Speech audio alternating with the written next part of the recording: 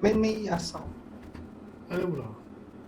Yung ano, yung Immaculate of Conception, hindi ko pa naintindihan. Gusto ko siya maano yung kay St. Thomas Aquinas kung totoong against ba siya doon, ganun. Yun lang yun. Immaculate. Actually, kasi sa panahon ni St. Thomas, hindi pa nadodogmatize yan. Kumbaga, nandoon pa siya sa point na debatable pa siya.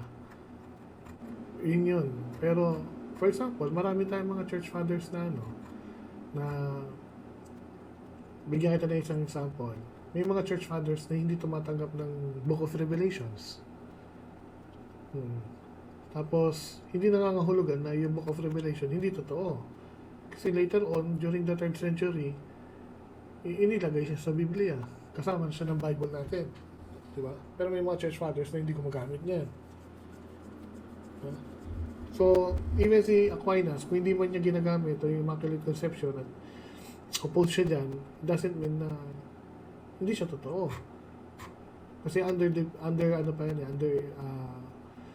kumbaga kinakanonize pa. Oo. Kinakanon pa siya during that time. Until it was declared during 60s. Na-dogmatized na siya. Yun lang yun, bro. Buwaba ka kanina bro si St. Thomas Aquinas, of course yung tama nga sabi ni brother na hindi pa naman hindi pa naman siya na-declare as dogma, hindi naman lahat yan accepted agad. So at first tutol dyan si St. Thomas Aquinas kasi para sa kanya magko-contradict yun sa purpose ni Jesus Christ na redemption ng all mankind, diba? Pero at the end, tinanggap na rin niya yung Immaculate Conception, which is normal naman sa church. Okay, brother Paul. Maraming salamat. Kasi marami tayong church fathers na hindi tinatanggap yung ibang mga books noon. Pero ngayon, tinanggap na ng lahat. Kung ang reasoning natin, kasi hindi yan tinatanggap ng mga ilang church fathers. Therefore, hindi siya totoo. So, parang Lutheran yung argument natin. Ganyan ang argument ni Martin Luther dahil hindi tinanggap ng ilang church fathers, hindi na siya tunay. Or hindi siya binasa ng mga ibang Hudyo, therefore, hindi na tunay. Yung kasi ng mga yung mga pros, yun yung baka may ma-encounter ako. Yun nga, argument yan ng mga especially ni Luther. Kaya Protestant argument talaga yan. Yung ibang apparition ni Mama Mary, naintindihan ko. Pero yung Immaculate medyo nagugulan. Pero now, okay na.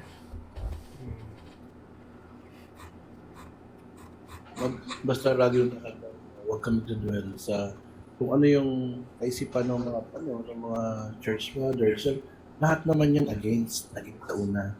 Pero of course, magkakaroon ng consensus dyan kung anong magiging decision ng church. Yes, Brother Paul. Sila lang naman yung may karapatan may authority. Akarin naman kasi ano yung harap ng mga protestante, gagamitin nila yan. Kahit alam nila yung conclusion, hindi nila gagamitin yun sa'yo. Ang iisipin nila, hindi mo alam ito. Kahit ano ako mga uncle. Sige na, Uncle. About sa existence ng Diyos. Ano yung yung powerful na argument nyo against sa life, bro. atheist? Life. Yung buhay. No. For example, yung life. Ano nagkaroon ng buhay if there's no God? Kasi if we came from non-life, itutol ka na ngayon sa logic ng science. Dahil according to science, ang lahat ng life, yung life being na yan, ay nanggaling yan sa buhay. Diba? And everything, merong cost yan. So, hindi pwede manggaling ang buhay sa non-life. Dapat galing din siya sa buhay. Ngayon, saan nanggaling yung buhay? That's the question. everything has a source. Hindi meron Diyos. Diba? Hindi mo pwede sabihin na, galing yan sa bato. Naguntugan yung bato, nagkaroon ng buhay. Walang ganon. Labag sa batas ng science, sa science yan.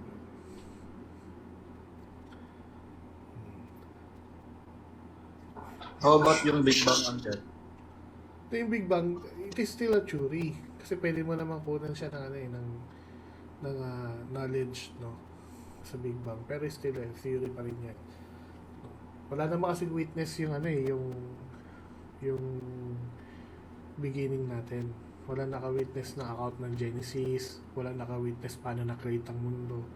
So, until now, dinidiscover pa rin natin yan. Even the church, dinidiscover pa rin yan.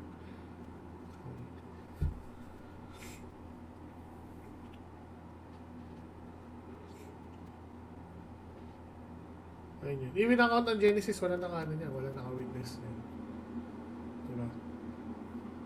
Kaya nga yung mga rabbis noon, yung mga writers noon, pinipilit nilang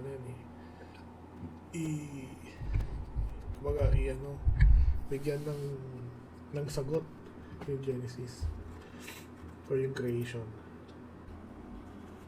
Ba't kaya yung mga Protestant or yung mga modern Protestant men na sila sa speaking tongue? Powerful daw. They took the Bible out of context diba? Akala nila pag speaking in tongues, parang nandoon yung Holy Spirit. Yeah? Walang Holy Spirit doon. Pinapakita doon na nagkaroon sila ng speaking in tongue dahil kumbaga ang Panginoong Diyos sasambahin siya ng lahat ng mga labi, no? Sasambahin siya in different languages. Ibig sabihin, that is an indication na lahat ng mga bansa kikilalanin ng Panginoong Jesucristo at magkakaroon na ng iisang Diyos. Ayun yan, bro. Ay, si Uncle Tues, welcome. Ito yung Vice President ng Ethos. Good morning, Uncle Nash. Ayun, ayos naman. Merry Christmas, Uncle. Regarding po sa speaking of tongues, Uncle, is yung yung sa pagkakaintindi ko kasi is yung biblical is kunwari ako nag-explain ako using Filipino, pero kahit yung mga receiver is English speaking, is English yung marinig nila, tama ba, or ano ba? Hindi kasi particularly yan doon sa Pentecost na nagsalita sila ng iba't ibang language, na nagulat sila na hindi naman marunong to magsalita ng mga iba't ibang lengguwahe, pero nagsalita sila ng iba't ibang lengguwahe. So that is to represent na the church, no, will is scattered and will worship, no, one Lord, although they're using different languages. Ibig sabihin, they belong to different countries. Yung apps kasi na nakita ko yung mga words doon na language. May mga bansa din. Sinerch ko yung mga language na mga minention sa Acts. May Romance, may Greek, may Jewish, or ano man. Yun yung speaking tongue, di ba? Di ba even Pope, nagsasalita siya ng iba't ibang language din. Yun yung speaking tongue, di ba? Yes, bro. Yun That is an indication. Pinakita niya, that is a reflection in the near future, no? Magkakaroon ng iisang Diyos o iisang pananampalataya. Although iba't iba kayo ng lengguwahe, representing ng language kasi is country. Ibig sabihin, darating ang panahon, iba't ibang mga bansa yan, no, isasambahin iisang Panginoon, si Kristo lang. Iyon yung tinutukoy doon. Uncle Nash, may tanong ako, Uncle Nash. Sige, Uncle, ano? Di ba sabi nila, parang narinig ko to sa ngayong panahon daw, wala nang mga yung speaking of yung tongues. Kasi natapos na daw, tama ba yun? Oo, wala na kasi. Na yun Kaya ginagawa ng mga born again nagsasalita, speaking in tongues speaking in tongues, sabi nga speaking in tongues. Tapos nakikita niyo ba yan? Nandiyan sa picture to. Kaya sila nag-speaking in tongues yan, tapos ganyan nagwawala. Doon ng Pasay. Ayan sila. Sila kasi yun, di ba? Oo. Sige, baka may tanong kayo sa doctrine ng Katoliko. Ito si Uncle Tues. Iyan na mo nga, explain mo nga sa kanya yung speaking in tongues. Speaking in tongues.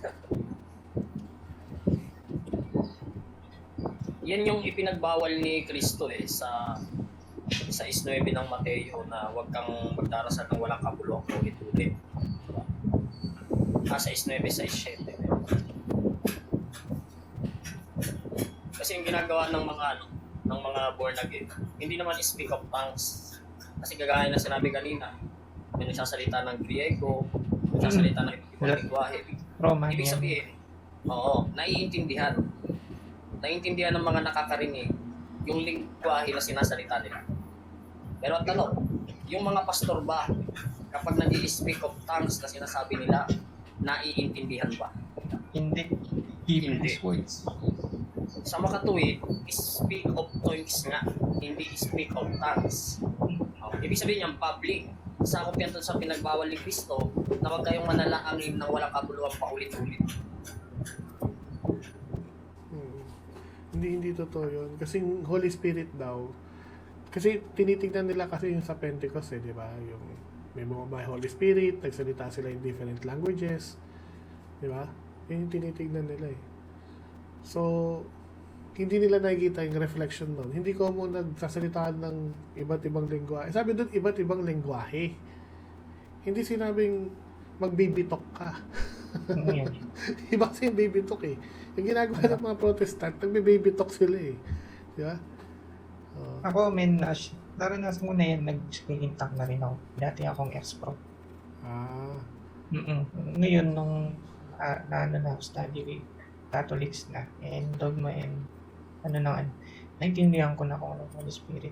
Kasi, yung iba, if marinig ng ibang pros yan, akala nila, inaano natin yung Holy Spirit. Binablaspheme. Correct.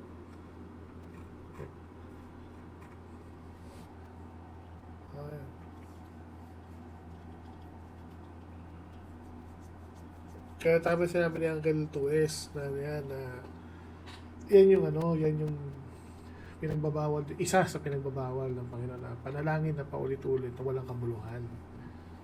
Isa yan. Paulit-ulit yan Shalala. O, di ba? Shalala. Ulit-ulit Yeah? Tapos walang kabuluhan kasi hindi mo maintindihan yung lingwahe. Tapos biglang mag-prophesy sila na ang weird, sasabihin, nandito na ako, ganun.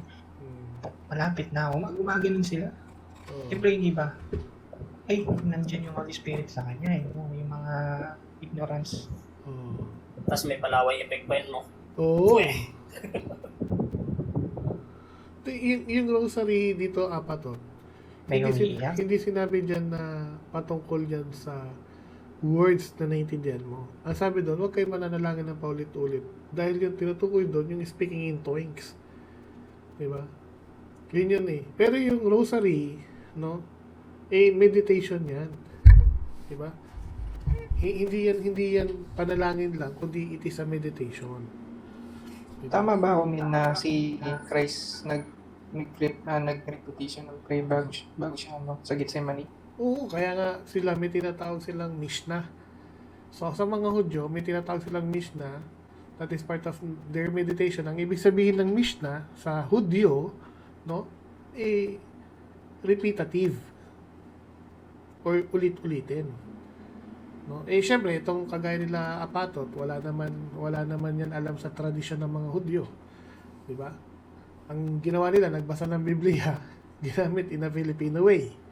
Yeah? Pinoy. Hindi nila inintindi yung tradisyon ng mga Hudyo. Yeah? So, meron silang tinatawag na Mishnah, ibig sabihin ulit-ulitin. Kaya makikita mo doon sa book of Revelation, holy, holy, holy. Inuulit yung holy 8 times pa nga Yeah? So therefore, yung pag-ulit-ulit, na may kabuluhan, versus doon sa panalangin, na walang kabuluhan. Ano yung panalangin na walang kabuluhan? Gaya ng ginagawa nila Apatot. Yan yung panalangin na paulit-ulit nilang pinapanalangin, pero walang kabuluhan yun. Ayan. Pero yung rosary, may kabuluhan yan. Pero even si Jesus Christ, hindi pa muna siya gumagamit ng Biblia. Hindi siya gumagamit ng libro. By homily, di ba? By words. Wala pa naman kasi Bible noon. Ang meron noon is scriptures na mga scrolls. So gumagamit siya ng mga scriptures. Kaya nga sabi Mga niya scriptures, sa Lucas, yeah. sabi niya sa Lucas, even the Bible is a scripture. No? So, ayun yung Bible. So, scripture naman ang Bible. But, he uses his scriptures to prove his case. Kasi sabi nga niya, di ba, dapat matupad sa akin ang mga nakasulat. Sabi niya, no? Doon sa bata, sa law, sa law, prophets, and psalm. Sabi niya, no? That is Luke, I think, Luke 5 yata yan. Naintindihan namin, Brother Tupa. Alam namin. So ano ho ba yung bahay ng Diyos, kuya? Tupa. Kung naiintindihan niyo po talaga. Tupa. Matagal na namin naintindihan yan. No? Hindi pa sinisilang yung sekta mo. No? Naintindihan na namin yan. Pag sinabing bahay ng Diyos, that is oikos. Alam mo ba yung oikos, bro? Tupa? Literal ho ba yun yung bahay, kuya? May tanong ba ako sa Tupa? Sana naman, pag conversation, bro, straightforward kami sumasagot. Kapag nagtanong ko kayo, alam yun eh. diba? Tinatanong nyo kami, tapos kailangan sagutin namin kayo Sige, straight so, ahead. pasensya na. Pag kami naman ang nagko-confirm sa inyo, parang inistab nyo kami, parang bastusan naman pag ganun tayo, no? Diba? Dapat sasagot din kayo. Sige, sir. Diba? Sagutin nyo rin kami, salubungin nyo rin yung Kuya, question namin. sorry. Diba? Oh. Ngayon, alam mo ba na ang salitang oikos? Alam mo ba ibig sabihin niya? Hindi lang, men. Okay lang. Hindi, kuya. Totoo, hindi. Oh, so pag sinabing oikos, yan yung tinatawag na sambahayan ng Diyos. Pag sinabing sambahayan ng Diyos, that is referring to the kingdom of God. Anong kingdom? Pag binasa mo yung Daniel chapter 2 verse 44, no? Ano sabi? God will set up a kingdom in the days of those kings. Di ba? Ano yung pangitain dyan? No? Sa Daniel chapter 2 verse 44. Yung imahe ni Nebuchadnezzar. Di ba? Yung imahe niya na merong ginto mula sa ulo, no, ginto, bronze, silver, gold, silver, bronze, and iron clay. Na nagre-represent yung mga metal na yan, nagre-represent yan sa Babylon, so, sa Medo-Persia, sa Greek Empire, tsaka sa Roman Empire. Nang sabi ng Diyos, alin man dyan sa mga kingdom na yan, magtatayo siya ng kingdom niya sa panahon, no? Sa panahon na yaon. O ibig sabihin, alin man ang empire na nakatayo dyan, doon siya magtatayo. Di ba nagtayo siya sa kingdom ng Roma? Kaya nga sabi niya kay Peter, I will give you the keys of the kingdom of heaven. O di nagtayo siya ng kingdom niya. Di ba? Halinaw eh. So yung kingdom ni God, no? Which is the church, that is the visible kingdom here on earth. That is His household. Yan yung sambahayan niya. Di ba? Eh, ang problema, Gets ko na. kung akala nyo, kingdom kayo, tapos tarpaulin lang ang dala nyo, problema malaki yun. Di ba? Di kayo sa Diyos. Kaya nga nagagandahan yung mga churches namin. Eh. Bakit? Kasi that is representing His kingdom. Di ba? Pero kuya, nagugulan na ako, kuya. Kasi, di ba, bumaba si Kristo dito, katawang nasa laman ba yun? O, nagkataon tao. Tsaka, sinabi niya po, di ba, na gigibain niya raw yung Gibayin niyo man ang tatayo templo. sa 3 araw. 3 araw, which is, pinatay siya, di ba? Siya rin ang nagtayo noon. Sabi nga ni Juan, di ba? Ang hindi nila naintindihan, kapag binasa mo yung, tinuloy mo yung basa, no? Gibain niyo man ang templong ito, no? Ngunit itatayo ko to sa loob ng 3 araw. Tapos, sinigundahan kagad ni Juan, no? Ng kanyang narrative. Ang sabi ni Juan, ang hindi nila naintindihan, ang tinutukoy na templo ay ang kanyang katawan. Di ba? So, pag tinuloy mo yung basa, merong narrative statement si St. John. So, yun yun, bro. So, yung tinayo ng Panginoong So, Yesu ibig Cristo, sabihin bro. ho ba nun, kuya, Hopefully, bro, nasusundan mo yung argument natin from the kingdom na tinayo ni Cristo at iba pa yung body niya. Pag sinabing body, that is representing His bride. No? And Himself. No?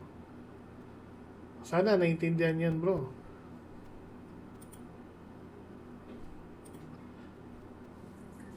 Oo, kuya. Di ba ho, iba na ho yung tinutukoy niya ron na ano, yung parang simbahan niya.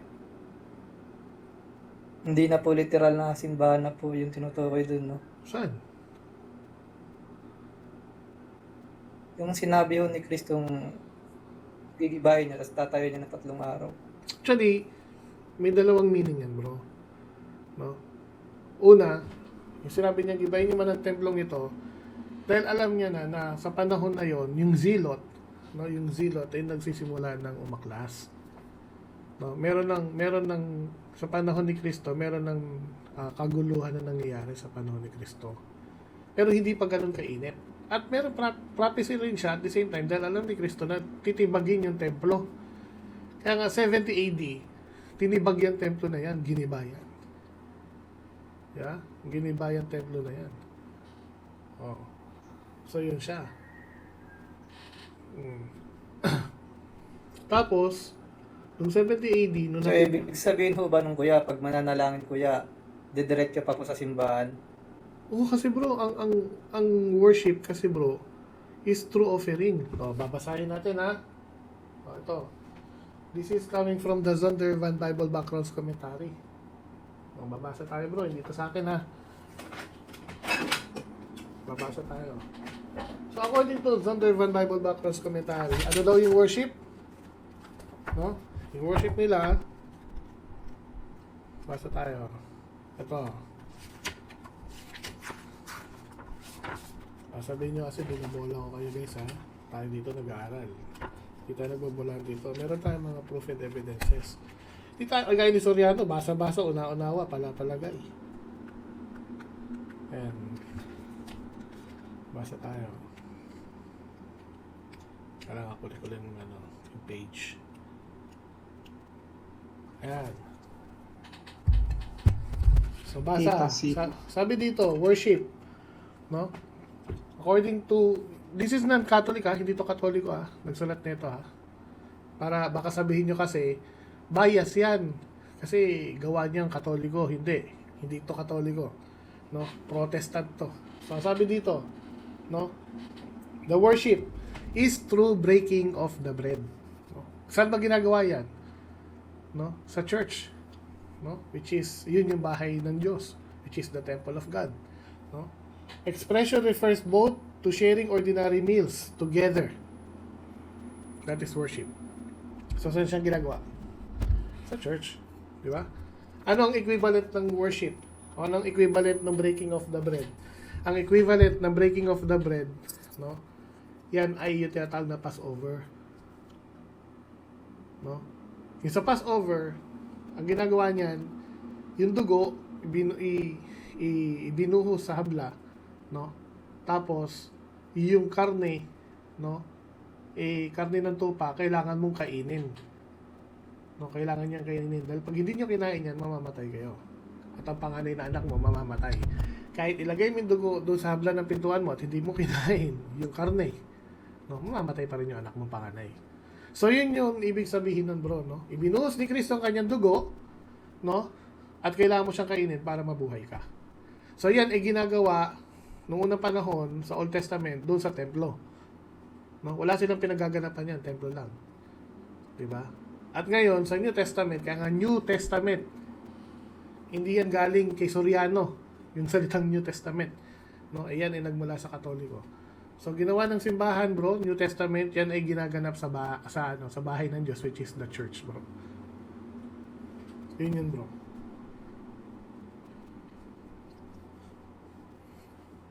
So, last question na lang po, kuya. Niloloko lang kayo ni Soriano. Sino ho ba yung yung tinutukoy na yung pintuan? Pag sinabi kasi Yung pintuan, pagpapasok daw sa... sabi ni Kristo, kung pintuan, blah blah blah. That is referring to the Exodus, no? Because Christ wants to show us that we are now in the new Exodus, no? Ano ba yung meron sa Exodus? Di ba nandoon yung, kaya nga sabi ni Kristo, siya yung, gibayin niyo man ang templong ito. Di ba? Ini-refer niya yung sarili niya into temple. What is temple? Temple is a dwelling place of God on earth. And according to Jesus himself, sabi niya, He is greater than the temple. Mas matindi siya sa templo. Diba? Mas mataas siya sa templo. It means He is the God himself. Diba? So, ang point dito, nung sinabi niyang, I am the door, He's referring to the temple. Bakit? Kasi sa temple, meron tinatawag na screen door bago ka makapunta doon sa pinaka-Holy of Holies. Diba? He is the screen door. Ano pa meron sa templo? Nandoon din sa templo yung tinatawag na bread of the presence. Diba? Ano yung bread of the presence yung tinapay? Ano pa yung nasa loob ng templo? No? Nasa loob ng templo yung staff of Moses, staff of Aaron, representing the high priest. Jesus is the high priest. Ano pa yung nasa loob ng templo? Diba? Ando doon yung 10 Commandments. No? Ano yung 10 Commandments? The written word of God. No? Yun yung isinulat mismo sa daliri ng Diyos. Yung 10 Commandments. Sino si Kristo? He's the word of God. Kaya sinasabi niya, I am the temple. I am greater than the temple and He is the temple himself. Diba? So, figuratively. Ngayon, doon sa sinabi na yun, bro, doon sinabi ni Kristo, no, na ako ang pintuan, kailangan pumasok talaga sa Kanya. Ibig sabihin, pumasok ka doon sa iglesia niya. Ano ba iglesia niya? Iglesia ni Kristo, 1914, hindi. That is the Catholic Church. Diba? Kung si Kristo umiral noong unang siglo, no, ibig sabihin, naniniwala ka na si Kristo ay historical figure. If He is a historical figure, therefore, you must believe also that Jesus Christ established a historical church. Kailangan mong paniwalaan yan. Historical figure si Kristo. Therefore, nagtayo rin siya ng historical church niya. Hindi pa pwedeng historical figure si Kristo tapos yung church niya mythology. Malabo yun, bro. Diba? Sino lang ba ang church na merong history way back sa panahon ni Kristo? No other than the Catholic Church. Diba? Catholic lang meron history papunta sa pabalik sa panahon ni Kristo. Walang iba. Yun po siya. So, yung pagpunta pala ni Kristo dito, kuya, hindi pala nabago yun lahat. Anong hindi na bago ang tayo? Ganun po ba yun? Anong hindi Kumbaga, na? Ba't yung panahon hindi na- ng mga propeta, Mali. hanggang pagdating po ng Panginoong Isus, ibig sabihin niyo po ba, hindi po ba yun nabago lahat? Hindi. Literal na templo pa rin po ba yun? Ganun po ba yun? Ganito yan, bro, no? yung temple kasi, bro, diyan kasi nilalagay tinatawag na tabernacle. Yung tabernacle, bro, that is a dwelling place of God representing the Mount Sinai. Mount Zion, sorry. So, siya yung portable Mount Zion. Ayan, yung tabernacle. Ngayon ganito, bro, no? Hindi nga ba nabago? Ngayon ang tanong, bakit merong Old Testament, at bakit merong New Testament? Dapat alam natin yun, no? So, bakit may Old Testament? Ano ba yung Old Testament? Ayun nga po ko kasi nagugulan din ako doon. So, bakit may Old Testament? Sa Old Testament kasi, ano ba yung ginawa ng Diyos? Pinakasalan sila ng Diyos. When you say testament, no, or covenant, no, covenant means testament, or covenant means also marriage. Pag sinabing covenant, no, sa covenant, ibig sabihin yan kasalan. Ikinasal yung tao, no, doon sa Diyos. Kaya ibig sabihin ng covenant. Kaya meron old covenant dahil ikinasal sila yung bayan ng Diyos, no, yung Israel, ikinasal sila doon sa Mount Sinai, no? Na akala ng lahat, pag sinabing Mount Sinai, yan patungkol sa 10 Commandments, o ang highlights is 10 Commandments. Hindi po. Ang highlights po sa Mount Sinai, yun po yung tinatawag na marriage, no, between God and His people. Yun po yung pinaka-highlights. Pag binasa mo yung Exodus chapter 4, chapter 24, verse 4 to 11, makikita mo doon, no, na pumunta sila doon, nag-alay ng dugo si Moses, no? Ibinuhos niya sa 12 pillars representing the 12 tribes of Israel, no? Ibinuhos niya yung dugo doon. At yung kalahati ng dugo, iwinisik ni Moses sa tao, no? And sinabi niya, ito ang dugo ng tipanan. So, letra po letra, mababasa mo yung dugo ng tipanan doon. Yeah? At never mo na mababasa yan sa iba pang book ng Exodus at sa iba pang book ng Old Testament. Yung blood of the covenant. Doon mo lang siya mababasa. Okay? The hardest part, no, natalikod sila. Bakit? Ano yung tinalikuran nila? Yung kobenante. No? Ano yung kobenante? Which is yung blood, yung dugo. Kaya nga pala yung alay nila ng dugo sa Old Testament Diba? Kasi natalikod sila doon. Diba? Para yung alay nila ng dugo. Kaya nga sabi doon, no, tinawag silang harlot, tinawag silang pokpok, no, sa Isaiah, tinawag silang ganyan. Pero sa Jeremiah 31:31, sabi doon, no, pag binasa mo, magtatayo ang Diyos ng panibagong kobenante. Diba? Okay, tatayo niya yung bagong kobenante. Doon din sa Ezekiel chapter 16 verse 60. Diba? I will establish a new and everlasting covenant. Ibig sabihin, bakit mag-establish ng panibago? Kasi sinira niya yung kobenante. Sabi nga sa Jeremiah, di ba? Hindi kagaya ng kobenante na ibinigay ko sa mga tatay niyo na sinira nila. O di, tumalikod nga sila sa kobenante. O, kaya yung new covenant, no? Kaya naparito si Kristo. Bakit? Para ibuhos yung dugo niya, hindi na dugo ng hayop. Kaya nga sabi, hay natandog hindi mo nais, ngunit isang katawan ang inihain mo para sa akin, di ba? So, yung dugo na ni Kristo yung gagamitin para sa kobenante. Yun yung tinatawag na katuparan ng Ezekiel, no? Chapter 16 verse 60 to 65.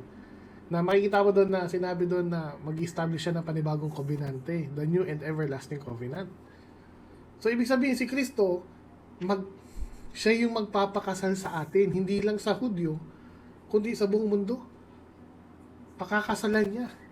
No? Maging ang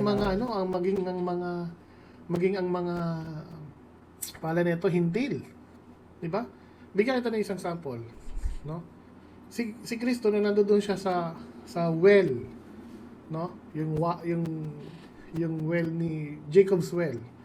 Nakilala niya yung Samaritana doon. Yeah? Ano sabi niya sa Samaritana? No? Ipakita mo sa akin, no? Tawagin mo ang 5 asawa mo. O meron ka 5 asawa, sabi niya, di ba? Sabi ng babae, wala akong asawa.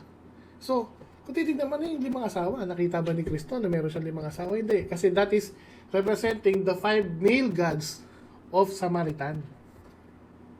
Di ba? Kaya sinabing 5 asawa. Dahil meron silang pakikipagtipanan doon sa 5 Diyos na lalaki nila ng Samaritan. Yung ibig sabihin nun. No? Ayun ho ba yung ibig sabihin nun? Oo. So, meron tipanan ng doon, ng Ang Samaritan. pagkaintindi ko ho doon, Na meron siyang 5 asawa. Oo, na kabit-kabit siya. Kalabo yung Oo, asawa hindi ganon. na 5. Tas, Hindi ganon. Oo. ganun ho. Oo. So, kaya ang sabi ni Kristo, tawagin mo 5. Pero dininay na ng babae. Nung pag-deny ng babae, grinant ni Kristo na magiging asawa niya rito. Bakit? Ang sabi niya, bibigyan kita ng tubig na hindi ka na mauhaw magpakailanman. Alam mo saan niya nakilala yung babae doon sa well? Si Moses, nakilala niya ang kanyang asawa doon sa well. Si Abraham, doon niya nakilala yung asawa niya sa well. Si Jacob, nakilala niya ang asawa niya sa well. Kaya nga may Jacob's well. Doon sila sa Jacob's well. Diba? At ang tradisyon ng mga Hudyo, bago sila ikasal, pinag-iigiban nila at binibigyan nila ng tubig yung mga nililigawan nila. Same scenario with Jesus Christ. So sinabi niya, bibigyan kita ng tubig na hindi ka na mauhaw magpakailanman. So, ibig sabihin, pakakasalan niya maging Samaritan. Ano ba yung Samaritan? Samaritan, that is representing Jew and Gentile. Kasi lahi yan ng mga Hudyo. At dahil sa gera, no, na-invade sila, no, kaya nalahian sila ng ibang lahi o ng mga hintil. Okay? Yun yung Samaritan. Kaya maging ang Panginoong Jesucristo, sabi nga magpapakasal, maging sa mga hintil at sa mga Hudyo. Ayan. So, yun siya, bro. Kaya yung ginawa ni Kristo, yung pagbubuhos niya ng dugo, yan ay isang uri ng kasalan o tipanan. Guess yun na, guys. Yan ang aral ng simbahang Katoliko, ganyan kalalim. So, ibig sabihin ho, kailangan pa po talaga pamuntang simbahan. Oo, importante yun. Ano, si Uncle Boy. What's up, Uncle? Uncle Ayun. Lotus Bottom. Angel.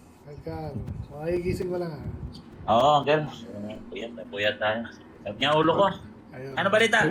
Siyempre, tinutulungan natin, ginagawa Pero, natin, mga kaibigan natin. kung nasa simbahan, kuya, nananahan ho ba ang Diyos doon? Oo naman, Uncle Boy. Oo naman. Siyempre Go ahead. naman. Andiyan yan sa Gawa 17:24. Diba? Ang tatag ng Diyos, kung talaga mananahan ng Diyos. Kung sa templo ha, hindi kagaya ng mga tatag ng tao. Angel, nag-echo ako? So, nananahan ho doon ang Kaya magsalita ka, hindi ka na mag-echo. Oh bro, kaya nga yung mga sacrament namin bro, valid yun. Doon yun makikita yung mga Pwede yung niyo mga po ba gawain. pakita sa akin yung verse, kuya? Yung sinasabi niyong Gawa 24? Gawa 17:24. Basahin natin yung letra por letra. Tingnan natin kung Catholic Church to ha. Basahin natin. Actually, malalim ang aral namin pagdating sa church. Ano nga ulit mo, Tupa? Brother Tupa? FCGI, Ano nga bro, ulit? ang belief niya, bro. MCGI, naku. Tupa lang ho talaga, kuya. Makinig ka dito, bro. Hindi ako yung Sayang. CGI. Ano ka, bro? Anong church mo? Ano lang, ligaw lang, kuya. Wala akong Sabi samahan. dito ha, makinig ka bro ha, ang Diyos na gumawa ng sanlibutan at ng lahat ng mga bagay na narito, siya na Panginoon ng langit at ng lupa ay hindi tumitira sa mga templong ginawa ng tao. Kung mapansin mo, ang Panginoon natin ay, huwag ka tumawa bro, Brother Tupa, ang Panginoon natin ay Panginoon ng langit at ng lupa. Ito yung church, ito yung universal church. Hindi lang siya sa lupa lang, kinikilalang Panginoon, kung hindi langit at lupa. Ito yung tinatawag na heavenly worship, yung heavenly Jerusalem at yung universal church. Kung ang church mo hindi siya universal, wala siyang authority from heaven to earth. Kaya nga nung ginawa ni Kristo ang iglesia, no, itatatag ko ang aking iglesia, ibibigay ko sa iyo ang mga susi ng kaharian ng langit, ano man ang iyong pahintulot sa lupa, siyang ipapahintulot sa langit. Yun yung nagiging valid yung kanilang sacrament. Tandaan natin, paano ba nagiging valid yung sacrament ni John the Baptist? Paano nagiging valid ang sacrament ni John the Baptist? Dahil ba nagparehistro siya sa National Security and Exchange Commission, kagaya ng mga ginagawa ng mga bulaang church? Nagiging valid yung kanilang baptism dahil sa pamamagitan ng mga tao lang. Mateo 21, talatang 21 hanggang 23. Nung tinanong ang ating Panginoong Jesucristo, no, kanino kang basahin na nga lang natin sa 23. Pagkatapos niya sa templo, lumapit sa kanya mga punong pari na matatanda ng bayan. Habang siya ay nagtuturo, sinabi nila sa kanila, sa anong otoridad mo ginagawa ang mga bagay na ito? At sinong nagbigay sa iyo ng otoridad na ito? Kasi ang ginawa ng ating Panginoong Jesucristo, pagpasok niya sa templo, no? Ginawa ng bentahan, ginawa pong palengke yung church. No, ginawang palengke yung church, 'di ba? Pinagtataob Dapat yan, irespeto. Ngayon, anong sagot ng ating Panginoong Jesucristo? Sumagot si Jesus at sinabi sa kanila, tatanungin ko rin kayo ng isang tanong. At kung sasabihin ninyo kung saan galing ang otoridad ang sasabihin ko kung anong otoridad ginagawa ko ang mga bagay na ito. Ang tanong, ang bautismo ni Juan, saan ba nagmula? Ang pagpipilian, ang sabi ng ating Panginoong Jesucristo, mula ba sa langit o mula sa mga tao? Ngayon, tanungin natin lahat ng mga protestante, saan galing ang bautismo nyo? Saang otoridad kayo nagbabautismo? Tandaan natin, kung hindi sila nagparehistro sa National Security and Exchange Commission sa mga tao, anong mangyayari sa organization nila? Hindi sila makakapag-operate, hindi sila makakapag-bautismo. Kasi magiging illegal ang kanilang grupo. Hindi kagaya ng Roman Catholic Church. Nung tinatag ng ating Panginoong Jesucristo ang iglesia, anong sabi kay Peter? Ibibigay ko sa iyo ang mga susi ng kaharian ng langit. Ayun, yun pala galing ang otoridad ng ating Panginoong Jesucristo.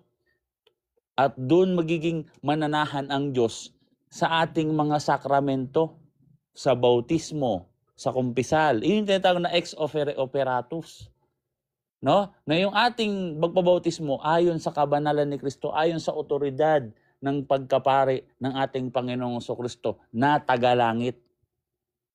Dahil ang ating ang pamamayan natin ay sa langit. Ano man ang ipahintulot sa lupa, ipapahintulot sa langit. Ngayon, ang sagot ng ating ng mga pariseyo na tumutulig sa kay Kristo, babasahin natin, no? Kung sasabihin natin mula sa langit, sasabihin niya sa atin, bakit nga ninyo siya pinapaniwalaan? Ay, hindi siya pinapaniwalaan, no? Ngunit kung sasabihin natin mula sa mga tao, natatakot tayo sa napakaraming tao sapagkat kinikilala ng lahat na na propeta si Juan. Ayun pala ang galing ng authority ng pagiging propeta, galing sa langit. Doon galing ang pababautismo ni John the Baptist. Ano pa ang pababautismo? Sa pangalan ng ating Panginoong Kristo, sa utos ng ating Panginoong Kristo. Para lang ba magparehistro sa National Security Exchange Commission? Tandaan natin, nag-ugat ang otoridad ng Roman Catholic Church sa pamamagitan ni Kristo. Kaya nga dumaan ito sa matinding pag-uusig. Hindi kagaya ng mga bulaang mga iglesia.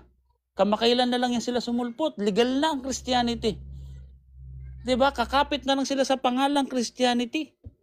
Anong sabi ng ating Panginoong Kristo sa Mateo 24 talatang 5, 4, 5, 10? Mag-ingat kayo, maraming magsisiparito sa pangalan ko. Sa utos ko. Kunyari lang. No? Hindi naman sila sinugo. Hindi naman sila inutusan. Wala nga silang connected kaya sa ating Panginoong Kristo. Nakikipangalan lang, nakikigamit lang sa pangalan ng ating Panginoong Kristo.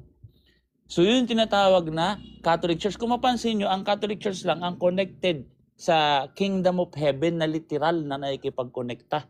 Tayo lang ang sumasamba kasama ng mga anghel, kasama ng mga banal, hindi lang pagsamba. The law of worship is the law of faith. Dito sa Efeso 4:4-5, merong isang pananampalataya, isang bautismo, isang Diyos, isang Espiritu, isang Panginoon. At ang church na yun, hindi lang sa lupa. Sabagat sabi sa Efeso 2:9, 8, 10, basahin natin. Ang daming talata, no, umuulan, Pilipos pala, Pilipos 2.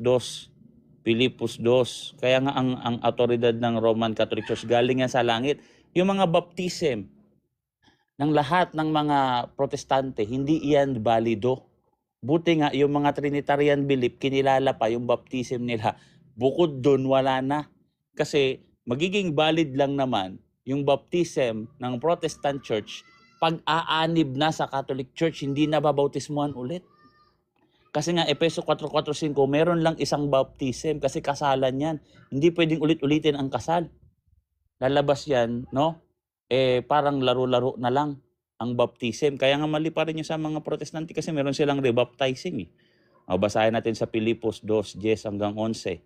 Sabi dito, kaya siya naman na ay itinaas ng Diyos siya sa pamamagitan na binigyan ng pangalan sa lahat ng pangalan upang sa pangalan ni Jesus ay lumuhod ang lahat ng tuhod sa langit, sa lupa o sa ilalim ng lupa at ipahayag ang bawat dila na si Jesucristo ay ang Panginoon sa ikaluluwalhati ng Diyos Ama.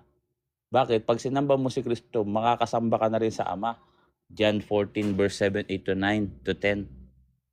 Di ba? Kaya kung ang mga church mo, nagparehistro lang sa Security and Exchange Commission, dun lang galing authorization nyo para makapag-operate ng church. Lahat ng mga ginagawa nyo, pati kasalan. Tingnan mo yung kasalan, guys. Pag kinasal kayo sa mga Protestant church, naging sakramento ba? Hindi eh. Naging legal lang sa batas. Kasi doon lang galing yung otoridad. Sa batas lang ng tao. Sa mga tao lang galing ang otoridad na sakramento. Hindi kagaya ng Catholic Church. Diyos mismo ang nagtatali sa tao pag ito'y ikinakasal. Kaya nga tutol ang Catholic Church sa divorce. Kasi ang pinagsama ng Diyos ay hindi mapapaghiwalay ng tao. Ibig sabihin, pag tinali ka ng Catholic Church, ang nagtali sa iyo ang ating Panginoong Hesus dahil siya ang ulo ng iglesia. Ito ang katawan ni Kristo. Dito nagsama ang tao at ang Diyos. Dito nagsasama ang tao at ang Diyos. Ito yung household ng Diyos na buhay. So yun Brother Tupa.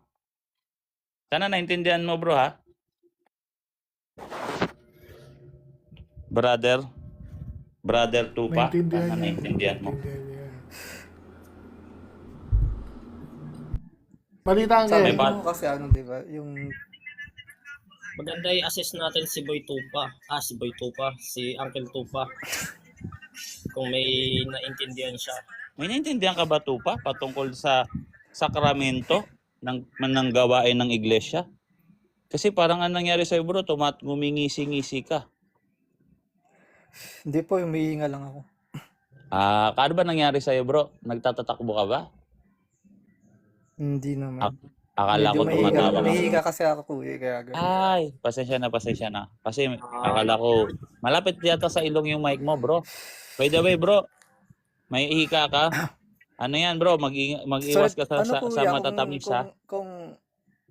Kung ano ang ano, kuya, kung nananahan po talaga ang Diyos at simbahan, bakit po kaya ganun yung sinabi sa gawa?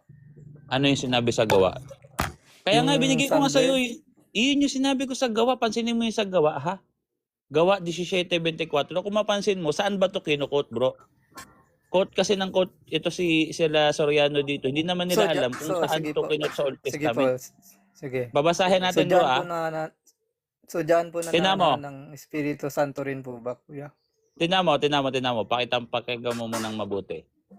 Ang Diyos na gumawa ng sanlibutan at ng lahat ng bagay na ito na narito, siyang Panginoon ng langit at ng lupa, yan ha, ay hindi tumitira sa mga templong ginawa ng tao. Ano ba kinukot dito sa Old Testament? Alam mo ano kinukot dito sa Old Testament? Panginoon ng langit at ng lupa na gumawa ng lahat ng sanlibutan. Ang kinukot So, sabi dito, ko- una, yung Genesis 1:1, nang pasimulan nilikha ng Diyos ang langit at ang lupa. Ngayon, nung nilikha niya ang langit at ang lupa, dito sa Isaiah 66 verse 1, ganito ang sabi ng Panginoon, ang langit ay ang aking trono, ang lupa ay ang aking tungtungan. Ano ang bahay? Nagtatanong siya sa tao, ano ang bahay na itatayo nyo para sa akin? At ano ang dako na aking kapahingahan? Kita mo, kung gagawa ka ng bahay ng Diyos, siya'y Panginoon ng langit at ng lupa. Kaya mo bang gumawa ng bahay ng langit at lupa? Kasi yung trono niya langit, yung bahay, yung tungtungan niya lupa. Paano tayo makakagawa ng kanyang bahay? So pag gumawa So ka ng hindi po tayo bahay, pwede, no? yes, ang kailangan gumawa, siya rin mismo, si Kristo rin mismo ang Diyos. Kasi siya ang may kakayahang gumawa ng sanlibutan, bro. Genesis 1:1. Na narito, ako ang Panginoon ng langit at ang lupa. Kaya nga ang ating Panginoong Kristo dito sa Mateo 16, 18, 19, itatayo ko ang aking iglesia. Dun, parallel dun sa Daniel 2:44. Daniel 2:44. Tingnan mo yung ginawa ng Diyos. No, kasi paggawa lang ng tao, bro, para umasa lang tayo sa tao eh. Susumpain tayo talaga, kasumpa-sumpa, parang walang kwenta ba? Daniel 2:44. Basahin natin, ha? Sabi dito, patungkol to sa iglesia, bro, kasi ikapitong kaharian to eh. Roma to, sa Roma, paghahari ng Roma. Basahin natin dito, ha? At sa mga araw ng haring iyon, yung araw ng mga haring iyon, yung ika-4 na kaharian, no? Ang Diyos sa langit na gumawa ng sanlibutan, syempre, ang Diyos sa langit ay magtatatag ng isang kaharian. Kaninong kaharian? Kaharian ng tao? Hindi, kaharian ng Diyos yan. Kasi ang iglesia, ang hari, ang Diyos. Di ba? Magtatatag ng isang kaharian na hindi magigiba kailanman. O ang kapangyarihan man ito iiwan sa ibang bayan, dudurugin nito at wawasakin ang ibang kaharian. At ito'y mananatili magpakailanman. Kaya nga ang akala ng mga Israelita, ang dadating na Mesaya, political Mesaya, mandirigma. Kasi regard to sa Mesaya, tapos din mo ang Diyos sa kalangitan, no? Mismo si Kristo galing sa langit, nagtatag ng isang kaharian na hindi magigiba kailanman. Ito yung iglesia, bro. Siya ho ba yung Diyos- tinutukoy doon, kuya? Ha? Yung katawan niya ho ba yung tinutukoy doon? Ang divine person, bro, ang second divine person, pag sinabing second divine person, no, meron yan hypostatic union. Yung hypostatic union, yun yung hypostatic union, ibig sabihin na person, of being, tapos union, dalawang nature, hypostatic union. Ngayon, yung hypostatic union na yun yung sumisimbolo sa mismong katawan niya. Hindi pwedeng tao lang, hindi pwedeng hindi magkatawan tao. Kasi nga, doon mag-unite sa templo na yon, sa katawan ni Kristo, sa kaharian, doon mag-unite ang tao at ang Diyos. Yun din yung tinatawag dito sa 1 Timothy 1-5 na ang taong si Yesu Kristo na tagapamagitan sa tao at sa Diyos. Ayun yun, bro. Sige kuya, maraming salamat kuya. Pero kasi daming sa akin, kumbaga kung kukumbinsihin nyo ako, di po talaga makukumbinsi. Kasi ang dami po kasing talata sa Biblia na Hindi kasi kami talaga indirect. Hindi talaga kami ang totally magko-convert sa iyo. Katulong namin ang banal na Espiritu Santo. Kami lang pala ang katulong ng banal na Espiritu Santo. Ngayon, bro, once na meron ng katiting, kasi hindi sa lahat ng pagkakataon pwede mong ikatwiran na mangmang tayo, o hindi sa lahat ng pagkakataon pwede nating ikatwiran sa Diyos na walang nagturo sa akin na tao. Una sa lahat, yung Holy Spirit ang gumagabay sa atin tuwing tayo tinuturuan ng salita ng Diyos.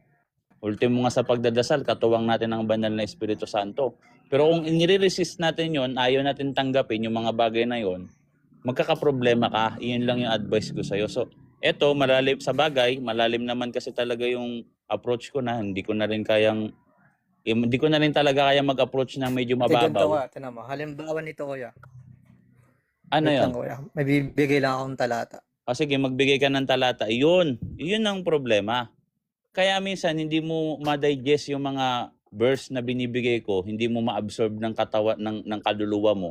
Merong nakabara na gumugulo sa isip ko naman mo. kuya. Kaso ang ibig ko sabihin, kumbaga, yung sinasabi nyo, yung iba kasi doon, ibang sa lumang tipan na siya Ang maganda niyan, kumbaga, Lumang tipan, bro? hindi na, kumbaga Bro, sa Bakit? Basahin mo. iniba na, hindi naman inalis ni Kristo, kumbaga, medyo basahin binago mo muna niya yung lang. talata, tapos kunin natin yung unawa. Bro. Sige, basahin mo. Itong Daniel 2:44, hindi ito sa panahon mismo ng mga itong mga hula, itong mga propesiya kagaya ng Isaiah, malalayo na to, matagal na nilang sinusunod yung lumang kautusan, bro.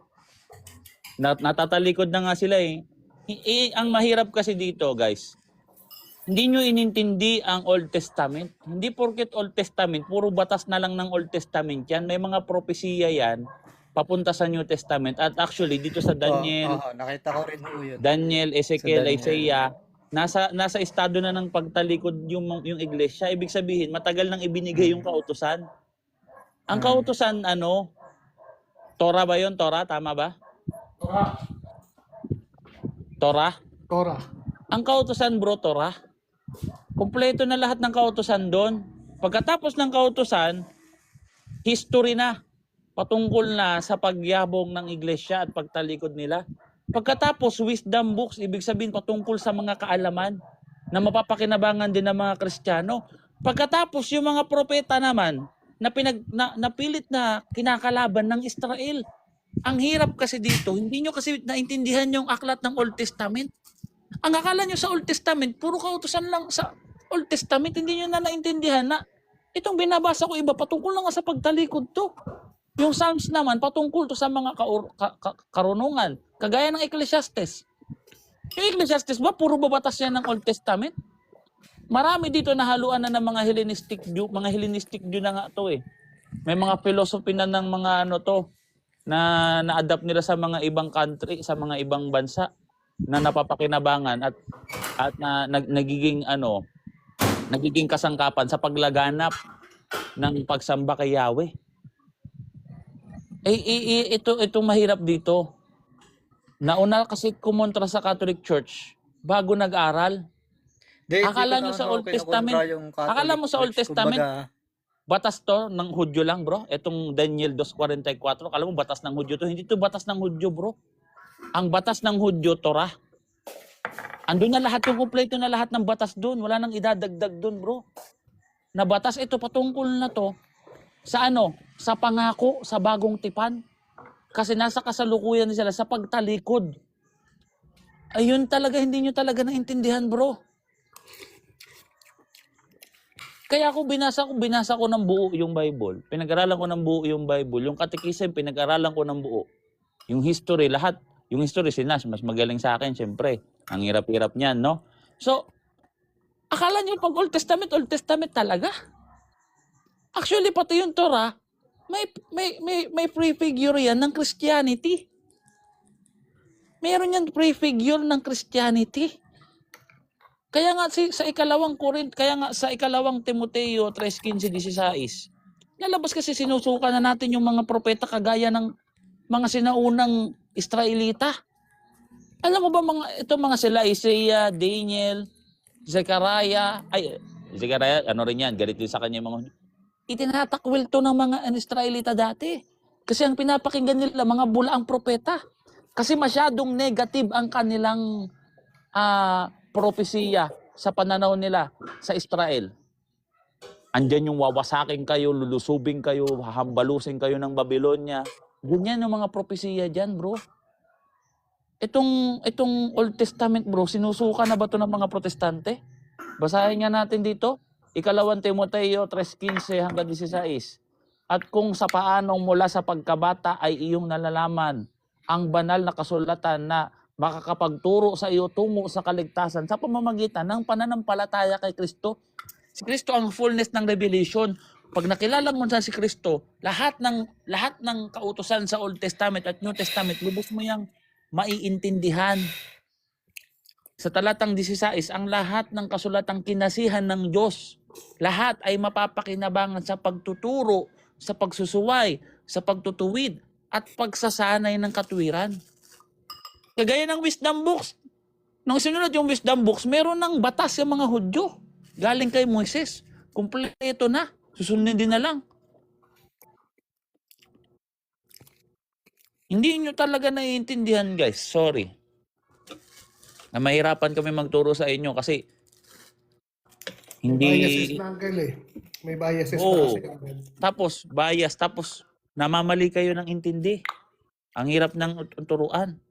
Kasi kaya nga, hindi pinipilit ng simbahan na i-aral lahat ng mga ano, kasi mahirap to. Tapos, ang gagawin ng mga Katolik na nagmamagaling, naaanib sa mga protestante.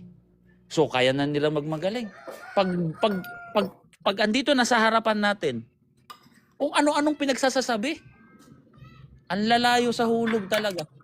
Old Testament lang. Ayun yung akala nyo sa Old Testament. Ay, Old Testament na yan, kuya. Ay, patay tayo dyan, guys. Masyado nang wala sa hulog, guys. Hindi po porket sinabing Old Testament, yun na lang talaga.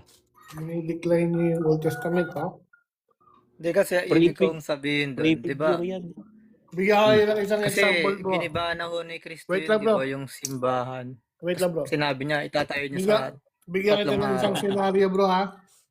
Si Marcion of Sinope, no? Isang heretiko. Ayaw niya ng Old Testament. No? Tinawag siya ng mga sinaunang Kristiyano, the firstborn son of the devil. Ayan. Gaya nyo. Yes. Ayaw niyo ng Old Testament. Sige, Uncle Bro. Oo. Pag Di sa- ang hindi na natin sinusunod, bro, na eksaktong nakasulat dito na batas, yung Torah. Pero maiintindihan mo yan in a Christian way sa pagkilala kay Kristo. Sa pananampalataya kay Kristo. Kaya lahat yan mapapakinabang sa pagtuturo. Basta manampalataya ka sa ating Panginoong Jesucristo. O lahat ng batas dyan ng katuparan si Kristo sa sa Hebreo 10:1 hanggang 5. Katawan na ni Kristo ang batas, ang krus ni Kristo ang batas. Kaya yung mga literal na huwag kang kakain ng baboy, hindi mo yan literal na susundin, letra por letra. Pero ang free figure niyan, umiwas ka sa mga masasamang gawain. Lahat yan may aral. Kasi ang kinikilala ng baboy ngayon, yung paggawa ng masama, yung mga demonyo. No, nandiyan yan sa ikalawang Kronika 16 hanggang 14 hanggang 17, yung mga satanista.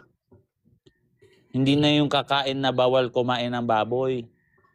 Yun ang free figure niyan. Paggawa ng masama, pakikiapid. Yung mga aso, kakainin, isusuka.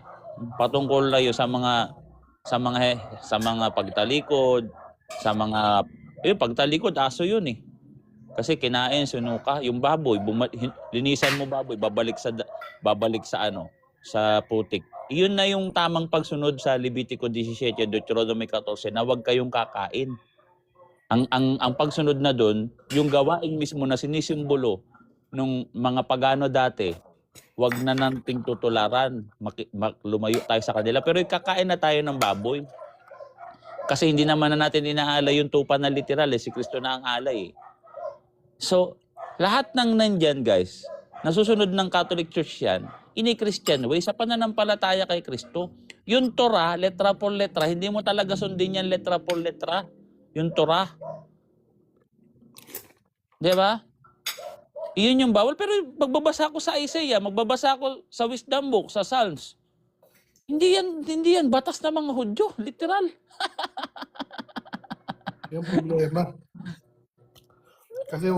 Problema kasi, nagbasa ka na ng Biblia, akala mo, alam mo na. Dapat sumasangguni ka sa iglesia. So, bro, marami ka pang pag-aaralan sa totoo lang. Oo nga ako. Yun nga ako kuya, kaya minsan sa iba-iba rin platform, tumatambay rin ako sa ibang mga relihiyon, samahan. Advice ko sa iyo bro, timbang-timbangin mo kasi meron mga atheista dito na walang biases. Kaya nga bilib ako sa mga atheista kasi kunyari, tatanungin ko sa laman sinan o sa lahat ng tinambayan mong church dito platform bro, sa lahat ng research mo, pag-aaral mo sa buong buhay mo, huwag mo kong ituring na kaibigan ha, walang bias. Alin yung, kung magiging Kristiyano ka, alin yung pipiliin mo? Catholic. Kasi wala siyang bias sa isip niya. Sabi niya, Catholic bro, makatwiran. Sa live ko yan ha. Yan sabi nila, yung isa yung Anunnaki, sinabi niya yan. Anunnaki yun ha. Walang bias yun sa utak niya. Hindi naniniwala sa Bible yun. Pero sabi niya, interpretation, tsaka katwiran. Catholic talaga. Kasi wala siyang aral na nakabara sa isip niya na iba. Kumbaga walang harang sa mata niya. Natatanaw niya lahat. Walang bias. Anytime na bumalik siya sa Christianity, alam na niya kung saan siya pupunta.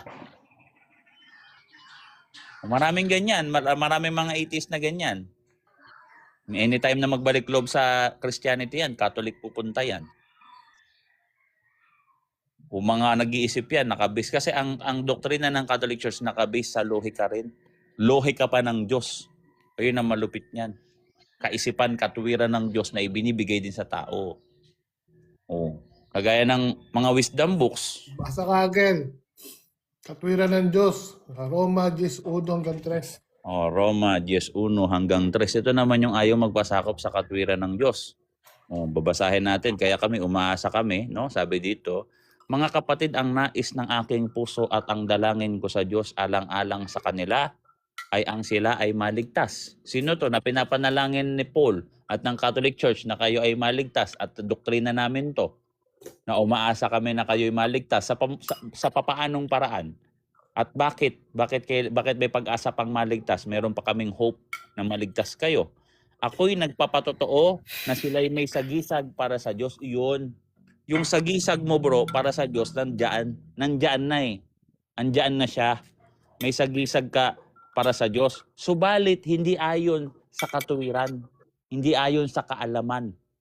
Sapagkat sa kanilang pagiging mangmang sa katuwiran ng Diyos, sa lohika ng Diyos. Mangmang kayo sa lohika ng Diyos eh. Sa katwiran ng Diyos, sa divine revelation. At pagsisikap nilang maitayo ang sariling pagiging matuwid. Sariling self-righteous. Yung mga doktrina nyo na ginawa nyo lang yan. Kagaya ni nagsisikap siya, sabi niya, tupa ako, wala akong iglesia. Oh. Sarili mong pangangatwiran lang yan eh. Sarili mong pangangatwiran yan. Pinipilit mong maitayo yung sarili mong pangangatwiran at hindi nagpasakop sa pagiging matuwid ng Diyos. Ayun. Hindi kayo nagpapasakop sapagkat si Kristo ang kinauwian ng kautusan upang matupad ang bawat sumasampalataya. Si Kristo ang kinauwian ng kautusan. Lahat ng kautusan sa Old Testament, sa Torah, patungkol na yan lahat sa ating Panginoong Kristo. At lahat na nasa yung mga propeta na nagbibigay pag-asa sa pagtalikod ng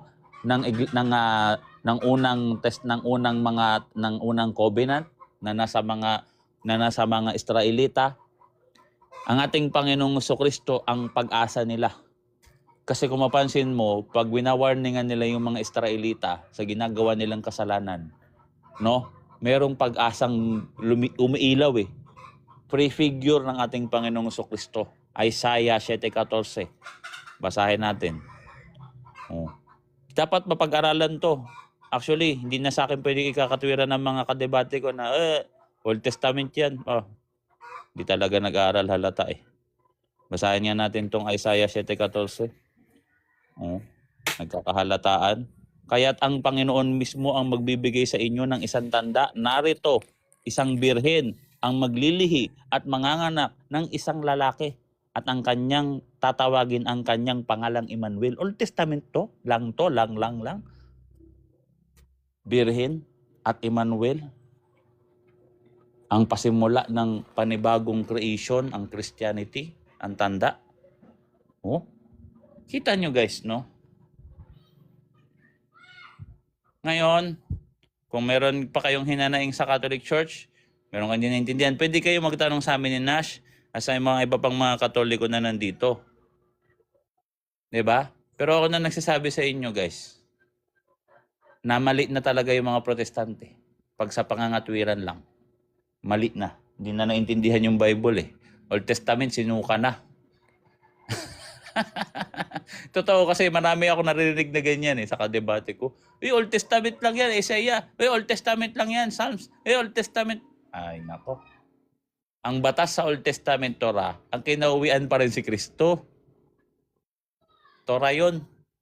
Pero yung history books, yung mga hukom. Ano sabi ni Pablo, Uncle? Ang lahat ng kasulatan ay pwedeng Magagamit tungo sa kaligtasan sa pamamagitan ng pananampalataya kay Kristo. lino. Lahat pala ng kautusan. 16-17. Ang pag-interpret ang Kristo. Uncle, lahat pala ng kautusan, lahat pala ng kasulatan. Bakit dinidecline ng mga kaibigan natin na mimili? Ako nga, lahat yan, kainin ko, tanggapin ng kaluluwa ko yan eh. Yes Lord, buong Bible. Yes Lord, Genesis 1:1 pa lang tanggapin ko yan. Genesis 1:1, ang pasimulan, nilikha ng Diyos ang langit at ang lupa. Amen. Diba? Creation yan. Old Testament lang. Ang lupa ay walang anyo at walang laman. At binabalot ng kadiliman ng kalaliman samantalang ang Espiritu ng Diyos ay kumikilos sa ibabaw ng mga tubig. Amen. Bautismo. John 3:3-5. Lahat ng talata dito, interpret ko kay Kristo to. Sa totoo lang, sa Christianity, sa banal na Espiritu Santo, sa God the Father, sa Trinity, lahat to sa verse 3, ang sinabi ng Diyos, magkaroon ng liwanag at magkaroon ng liwanag, incarnation ng ating Panginoong Kristo. John 1:1-5, 14. Amen. Diba? Trinity yan. Let there be light. Basahin natin.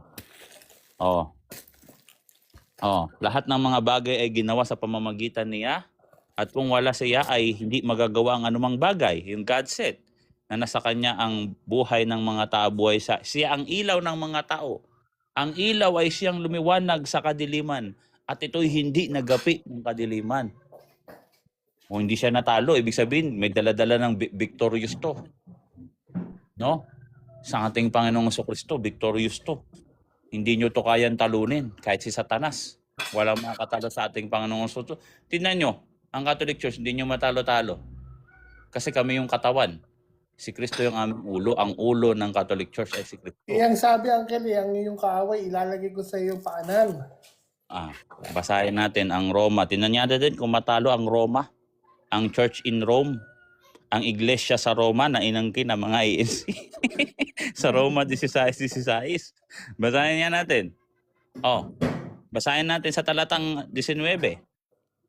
At ang inyong pagsunod ay naging bantog sa lahat ng mga tao. Kaya't nagagalak ako tungkol sa inyo, ngunit nais kong kayo'y maging marunong sa kabutihan at walang sala tungkol sa kasamaan. Anong kasamaan? Sa talatang 20, at si Satanas ay dudurugin ng Diyos ng kapayapaan sa madaling panahon sa ilalim ng inyong mga paa. Ang biyaya nawa ng ating Panginoong Jesucristo ay sumainyo. Dudurugin daw sa madaling panahon sa ilalim ng iglesia sa Roma. Letra por letra, mga kapatid, no? So, again, no, kami po ay nag-aanyaya, no? Para na tayong paano ba yung ano ng mga INC? Magsuri, no? Magsuri pa na ito nga. Wag tunganga, no? Magasusuri kayo, magasusuri, no? So, ayan talaga, no? Kami talon pa. May tanong pa kayo. Ito si John 3:16 eh. Baga nagasusuri din to. John 3:16, nagasusuri ka po ba? Pakitin. Always naman yung pagsusuri. Anong church mo, brother? Gabi. Brother John? Tama yan. Tinatawag din kaming protestante. Tinatawag kayong protestante. Proud kayo na tinatawag kayong protestante. Alam niyo ba yung protestantism, guys? Ako hindi talaga ako proud yan eh. Hindi rin naman proud. Ang nagbansag lang naman yan ng yung Katoliko lang naman yung nagbansag. Proud kasi sinabi mo ngayon ang tanong ko sa'yo. Sino nagprotesta sa kalangitan? Yan ang unang church eh. Nagprotesta. May nagprotesta dyan. Si Satanas eh. Nakipagdigma nga eh. Digmaan nga eh. Protesta, digmaan. Diba? Revelation 12 verse 7 to Kami 9. rin tinatawag kaming Protestante. Ayun nga yun. Manifestation nga ni Satan. Babasahin natin kung paano kayo nagpoprotesta. Babasahin natin yung Biblia. No, sana magbunga. Sabi dito, at nagkaroon ng digmaan. Ayun na. Ngayon, ang digmaan ngayon dito sa lupa. Sa pangunguna pa rin naman ni Satanas yan. At nagkaroon ng digmaan sa langit. Si Miguel at ang kanyang mga anghel ay nakipagdigma sa dragon. Ang dragon at sa kanyang mga anghel ay nakipagdigma. Ngunit hindi sila nagwagi. Walang lugar sa kanila ang langit. At itinapon ang malaking dragon na matandang ahas. Ang tinawag na Diablo at Satanas. Ang mandaraya sa buong sanlibutan. Siya'y itinapon sa lupa. At ang kanyang mga anghel ay itinapon kasama niya. Ito naman sa verse 10. Basahin natin. At narinig ko ang isang malakas na tinig na nagsabi, ngayon ay dumating na ang kaligtasan. Ito na si Kristo. At ang kapangyarihan. Sumunod na si Kristo kasi ililigtas niya tayo kasi bumagsak si Satanas dito. Si Satanas naman binulag yung buong sanlibutan. Sa verse 9. O ano na nangyari?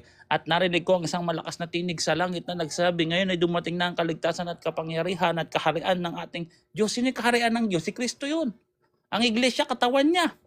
At ang kapangyarihan ng kanyang Kristo sapagkat itinapon ang tagapagparatang sa ating mga kapatid na siyang namamaratang sa kanila sa harapan ng ating Diyos araw at gabi. Ayun ang ginawa ng Diablo sa lupa. Pinaparatangan ng ating mga kapatid araw at gabi. No? Kaya pagdating din dito ng ating Panginoong Jesucristo, pati ng second coming, yung Diablo, itatapon na lang sa impyerno yan kasama ng mga alagad niya na nagpoprotesta Paratangan mo yung dito. simbahan eh. Yeah? Iyan yung protestantism, paparatangan mo yung simbahan sa harapan ng Diyos eh. Batas ng Diyos ang ipaparatang mo. Protestantism yan eh. Ano ba to? Basahin nga natin. No? Babasahin natin, no? Kasi nagprotesta si Satanas sa langit. Ngayon, ang nangyari dito kay Satanas sa lupa, sapagkat ang tagapagparatang sa ating mga kapatid, ito iglesia sa lupa, na siyang nagpaparatang sa kanila sa harapan ng ating Diyos araw at gabi. Yung mga iglesia na lang sa lupa ang kayang paratangan ni Satanas eh. Inuusig pa rin ni Satanas yung dito sa lupa, paratang ng paratang. Yung sa kalangitan, wala na. Perfecto na sa langit eh. Paano pa magkasala yon? Meron ng beatific vision at beatific knowledge. Di ba? Sino namamaratang dito? Sino namamaratang sa church namin? Sinong namamaratang sa Catholic Church? Tanungin natin yung mga tao. Sinong namamaratang? Basahin mo boy eh. Gawa 20, Hindi ko alam. 29 hanggang 30. Gawa 20-29 hanggang 30. Paratang kasi ng paratang. Gawa 2029. Ito talaga na mamaratang to. Sabi ni Uncle Nash, no? Sabi dito, alam ko na pag-alis ko ay papasok sa kalagitnaan ninyo ang mambabangis na asong gubat na walang patawad sa kawan. Kung kita nyo yung kawan, kinakain ng mga asong gubat. At lilitaw mula sa inyo rin, kasama rin namin, kasamahan. Basahin natin na malinaw. At lilitaw mula sa inyo ring mga kasamahan ang mga taong magsasalita ng mga bagay na lihis upang akitin ang mga lagad na sumunod sa kanila. Ngayon, sabi dyan, lilitaw. Lahat halos ng miyembro nyo ng mga Protestant, saan galing? Sa Catholic. Hindi naman kami galing sa inyo. Sa yung lobo na walang awang sumiskila sa kawan. Kaya Uncle Boy, tuloy. Oh. 1 John 2:19 ba yan? Basahin niya natin. 2:18 to 19. 18 to 19. Mga anak, huling oras na, gaya ng inyong narinig, darating. Ito na. Ang Antikristo kahit ngayon ay lumitaw na ang maraming Antikristo. Kaya't nalalaman nating huling oras na, sila'y lumabas sa atin. Susunod kayo sa kanila palabas. Palabas ng iglesia. Sapagkat kung sila'y kabilang sa atin, ay nagpatuloy sana silang kasama natin. Ngunit sa paglabas nila ay ginawa nilang maliwanag na silang lahat ay hindi na kabilang sa atin. Hindi na kayo part ng church. Kaya nga laging patotoo nyo, dati po akong Katoliko. Tsaka, bakit ganun ang patotoo nyo? Dati akong Katoliko. Dapat ang patotohanan ng ating Panginoong Kristo, hindi ang inyong mga sarili, guys. Huwag nyo naman ipagkakalat yung inyong kabanalan. Sa harap, kayo ba dyan 3:16? Dapat Kayo ang ba dyan ipatotoo talaga si 3:16? Kristo talaga. Pag nagpapatotoo ba kayo sa inyong plataforma, pumupunta ba kayo sa entablado at nagpapatotoo at ipinagkakalat nyo ang inyong kabanalan sa mga tao? Hindi. Basahin natin. Yung Ito sa Mateo yung 6. testimony lang tungkol sa transformation ni Babasahin Christ sa natin yung sarili mo. Babasahin natin yung testimony nyo sa transformation sa Mateo 6 Na talatang si 1. Corinthians 5:17 bro, na sino man ang kay Kristo na ay bago na siyang nilalang. Pero Ang lahat hindi ng bagay na hindi sinabi na ipagkalat mo sa plataforma. Babasahin natin bro Mateo 6 talatang 1. Mag-ingat kayo na huwag ninyong gawin ang inyong kabanalan sa harap ng mga tao upang makita nila. Sapagkat kung gayon, wala kayong gantimpala mula sa inyong Ama na nasa langit. Ano pa? Kaya't kapag ikaw ay nanglilimos, huwag kang magpatunog ng trompeta sa harapan mo. Gaya ng ginagawa ng mga mapagkunwari sa mga sinagoga. Patay. Sa church, huwag niyong gawin yan po. Ipagyayabang niyo yung mga ginagawa niyo mabubuti. Gaya ng ginagawa ng mapangkunwari sa mga sinagoga at sa mga langsangan upang purihin sila ng mga tao. Katotohanan ang sinasabi ko sa inyo, tinanggap na nila ang kanilang gantimpala. Letra por letra. Letra por letra. Basahin natin ang patotoo na tunay. Ganito dapat Ikalawang Korinto 4 talatang 5. Sapagkat hindi namin ipinapangaral ang aming mga sarili. Ba't nyo pinapangaral yung mga sarili nyo sa mga sinagoga? Alam niyo yung ibig sabihin ng sinagoga? Ang ibig sabihin din dyan ay lugar tagpuan. Pwede rin yun, lugar tagpuan pagka nag-worship kayo. Sapagkat hindi namin ipinapangaral ang aming mga sarili kung di si Kristo bilang Panginoon at kami ay inyong mga lingkod kay Kristo. Dapat magpakumbaba tayo. Si Kristo ang itataas natin, ang krus ng ating Panginoong Kristo ang itataas natin. At aminin natin na tayo yung mga makasalanan lang at hindi tayo karapat-dapat magpatuloy sa ating Panginoong Kristo. Ay, bro. Totoo yan, bro. Bakit Dapat pinagkakalat talagang yung itataas mga si Kristo. Kami bro, never namin ginawa yan bro sa talambuhay namin. Ako never ko ginawa yan sa Kaya talambuhay ko. laging sa simbahan, bro. Laging may confession doon na I confess to you, my brothers and proven, sisters. bro, na Sabi doon, bro, no? May Diyos na Nalubha. nag-exist, bro, sa buhay. Ganito, Isang bro, tao. no? Ang totoo, Di naman ako na may Diyos. ano dito? Wait, bro. Bro, kasi nga mali nga Bababa na lang Gusto ako, nga bro. namin Salamat gusto po nga sa- namin ikaw sa i-correct. time, bro. Mali nga Ba't tayo nyo magpakorek bro? Mali nga ginagawa nyo. Kailangan nyo nga makinig eh. Kita nyo Kasi- umalis. Sa amin, sa church, meron doon tinatawag na I confess to you, my brothers and sisters. Yan. Inaamin ko na ako'y lubhang nagkasala. Hindi dapat. Hindi yung, ay, binago na ako. Matino ng tao. Walang ganun, bro. Kasi, lagi tayo nagkakasala. Yun yan, bro. Yan naman Well, talaga dapat eh. Nagalit pa kayo sa amin. Ngayon si Maldita, si sister. Ang Sister dapat patutuhanan ninyo, ang ating Panginoong Kristo. Kaya nga pag tinatanong kayo ng mga tao, anong itsura ni Kristo, hindi nyo alam eh. Paano Ay, nyo si- mapatutuhanan? Si Sister Maldita, Uncle, baka may tanong. Sige, si Sister Maldita nga pala. Pasensya na, Sister Maldita, kasi severe na kasi, no? Eh, kailangan na talaga itong Bagets sabihin. parang Ano po yun? Ano po yun, ate? Ano po hindi yun? naman ata to. Ano no, hindi naman ata debate, no? Hindi po ito Parang hindi debate, naman pero ata to nangangaral. debate about, Nangangaral kami church. sa inyo.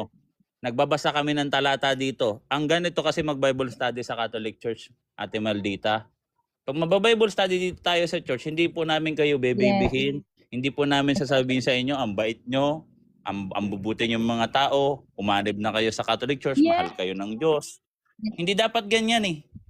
Wag nyong bulahin yung mga tao pag nagba-Bible study tayo.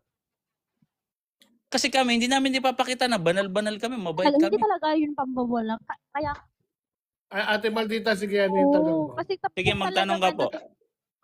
Bible study tayo, ate. Ano pong tanong nyo? Babasahin namin itong Biblia Yun para po, sa kapakanan nating lahat. meron, Sige po. hindi naman ako against kasi sa Catholic. Kasi, Ano po ba ang church alam nyo? din naman yung ano natin, di ba? Yung Diyos natin. Anong Tapos church yung nyo? Against binabasa kayo, rin ate? natin, ba? Hindi, Huwag born na again po yan, kayong I'm a born magkunwari. again. Against. Born Against again. nga kayo. Bakit nyo po sinabing hindi kayo against, ate? Ate naman. Magkaiba tayo ng Hindi, doctrine natin. Ate, huwag tayong magbulahan, ate. Wala namang problema kung against kayo kasi andyan na kayo eh. Kailangan na lang natin dito, tingnan natin, pag-usapan natin. Kami sinasabi namin sa inyo, nang hindi kami hindi po kasi Ate, kami mahina signal mo. may na-signal mo, ate, putol-putol ka. Sasabihin namin sa inyo, hindi po kami dito mapagkunwaring tao. Sabihin namin sa inyo, against kami sa paniniwala nyo, pero sa pagiging tao nyo, sa sagisag nyo sa Diyos, mahal namin kayo. Pero doktrina, X. Hindi pwede dito yung mapagkunwari. Sige, ate, Ano po yung tanong nyo? anong tanong nyo? Bakit po may mga Katolik po na sumasamba po sa mga image? Ay hindi po Ayan. sinasamba yung imahe. Ang sabi po ng Biblia po, letra por letra, ito po yung tamang pag-worship. Alam niyo po ba yung pagsamba sa Espiritu at katotohanan sa John 4:24? Ito ang pagsamba na naghahanap ng imahe ng Diyos. O basahin natin ha? John 4:24. O, subalit ang sino mang uminom ng tubig. John 4:24. John 4:14 ang binasa ko. Masabi natin, ang Diyos ay Espiritu at ang mga sumasamba sa Kanya ay kailangan sumamba sa Espiritu at katotohanan. Ano po ba ang Espiritu at katotohanan? Bakit po ba tayo espiritual? Alam niyo po ba yung spiritual? Spiritual na persona? Ang spiritual na persona, naghahanap ng Diyos. Hindi po sinabing walang laman, walang ganun eh. Basahin natin dito sa Salmo 42, talatang 1 hanggang 2. Ito ang pagsamba sa Espiritu at katotohanan na hindi naintindihan talaga ng mga protestante, against talaga, no? Sabi dito, kung papaanong ang usa ay umaagos, ay nananabik sa batis na umaagos. Gayon naman nananabik ang aking kaluluwa sa iyo, O Diyos. Ayun yung spiritual. Yung kaluluwa natin, spiritual, espiritu, gustong makita ang Diyos, nananabik sa Diyos sa papaanong paraan. Sa talatang 2, ang aking kaluluwa ay nauuhaw sa Diyos, sa buhay na Diyos. Kailan ako makakarating at makikita ang mukha ng Diyos? Ayan ang spiritual at katotohanan. Naghahanap tayo ng mukha ng Diyos at yun ang dapat na pagsamba. Ngayon, sa papaanong paraan tayo sasamba? Dahil tayo spiritual. Sa Salmo 63, verse 1-3, O Diyos, ikaw ay aking Diyos. Hinahanap kitang maaga.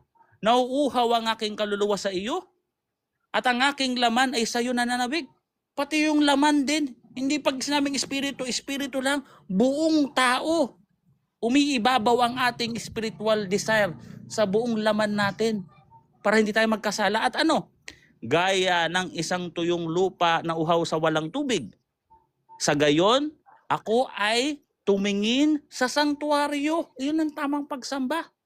Titingin ka sa sanktuaryo at anong makikita mo sa sanktuaryo? Na pagmamasdan ang kapangyarihan at kaluwalhatian mo. Pag tumingin ka sa sanktuaryo, mapapagmasdan mo ang kapangyarihan at ang kaluwalhatian ng Diyos. Amen. Iyan ang pagsamba sa Espiritu at katotohanan. Bakit? Yung ating kaluluwa, parang usa na nananabik sa isang batis na umaagos. Yung ating kaluluwa, na makita ang mukha ng Diyos. Yun pala yung hindi nyo alam na pagsamba sa Espiritu at katotohanan na yung ating kaluluwa, nananabik na makita ang mukha ng Diyos. Salmo 42, talatang 1 hanggang 2. Letra por letra sa Biblia. Wisdom books to. Hindi to Torah ha. Baka sasabihin na naman, Old Testament yan, batas ng Hudyo. Hindi. Wisdom books to para sa lahat ng tao to. Ano pa? No? Dito sa templo. Kaya ngayon templo at sanctuaryo, mga heavenly figure. Kagaya ng itsura ng ating Panginoong Jesucristo mismo, mukha niya mismo. Si Kristo ang mukha ng Diyos. Na hindi nakikita.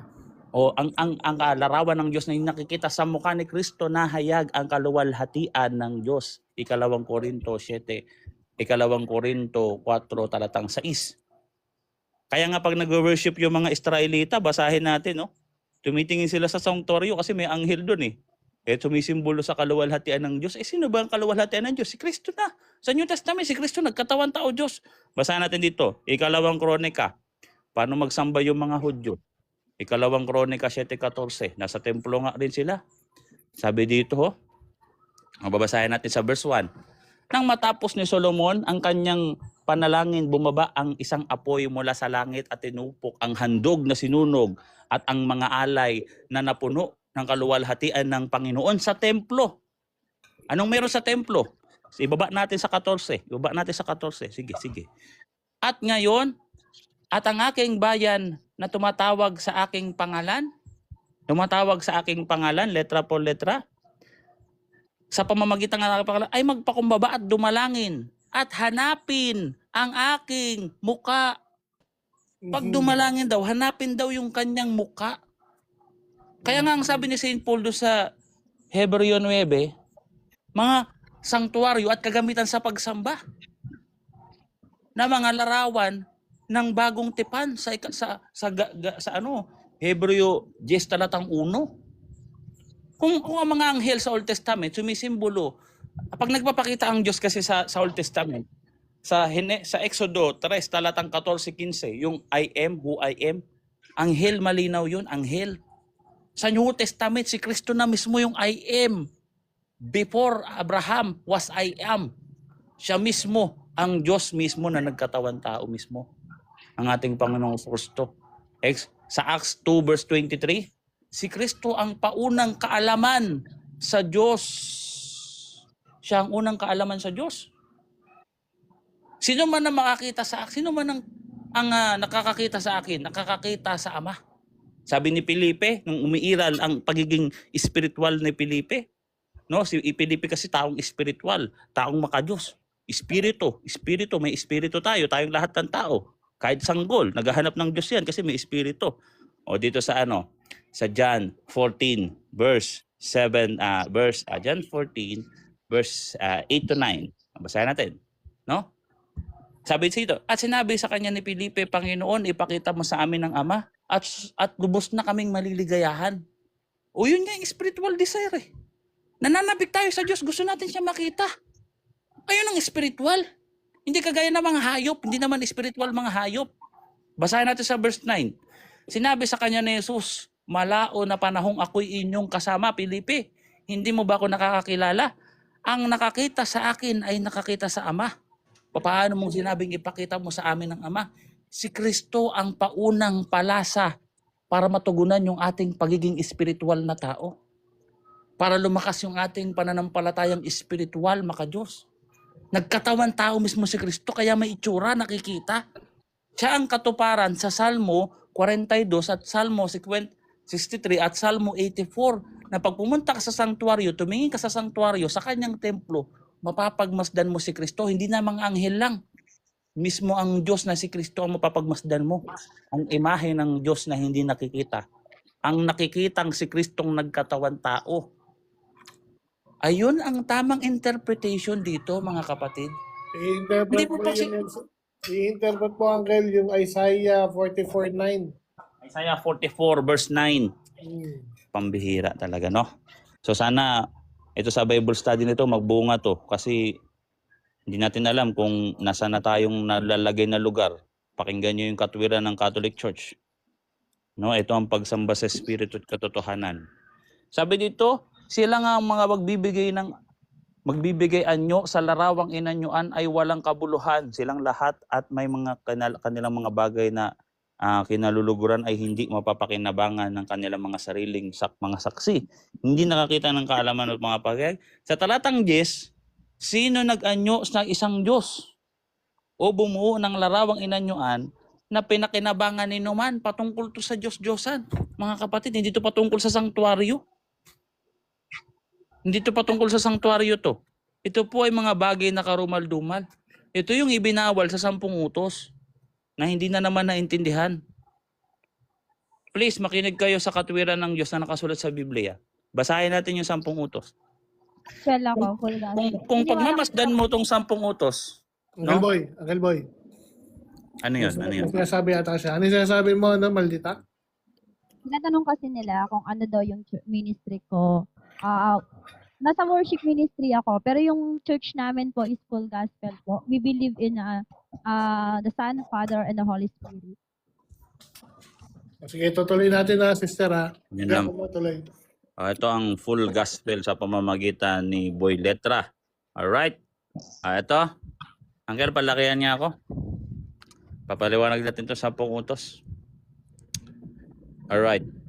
So kung binabasa ng mga protestante ang 10 utos, sa simpleng bagay lang ganito. Kung papansinin natin, sa simpleng bagay. Teka lang guys, may mute niyo muna si Brother Jan. Si Jan ata yata to sa yan, nag-e-echo ko. Mabasahin natin ha. Kung babasahin mo to Ate Maldita, no? Mahaldita. Sorry. Ayan yung pangalan mo, Mahaldita. Huwag kayong gagawa para sa inyong ng larawang inanyuan. Pag binasa mo sa Tagalog, ibig sabihin walang gagawa ng larawan. Yan talagang malinaw na utos dyan. Ngayon, magkakaroon ng kalituhan kasi may larawan. Sabi dito, huwag. Hindi sinabing pwede, huwag lang luluhuran. Ibig sabihin, prohibited talaga tong larawan na to. Niluluharan Ngayon, ng mga ibang Katolik. Niluluharan nila tapos Teka sinaalala muna, nila sister. ng kung ano-ano. Teka Iba muna, ginang sister. ginagawa ng mga ibang Katolik. Teka muna po, sister. Patapusin mo lang muna ako. Ganyan lang kasi kababaw yan, pag Okay. binasa nyo. Babasahin nyo lang yan sa Tagalog. Tapos sasabihin nyo, larawang inanyuan na. Ngayon, pasinin natin yung mga modern translation. Mas lalaliman natin yung pag-aaral kasi wala naman magisteryo yung mga protestante. O kunyari, ito. You must not make for yourself an idols. Naging idols bigla. Idols of any kind or image. Pangalawa na lang sa linya yung image. Nauna na yung idols. Punta na pa natin sa ibang salin. Ito, ano to NIV. Basic lang to, NIV. May NIV ba ako? NIV. Basahin natin ha. Statue of Gods, nakalagay dito sa NIV, Statue of Gods, larawan ng mga Diyos-Diyosan, Gods, small letter G. Tingnan natin dito sa mga ibang modern translation.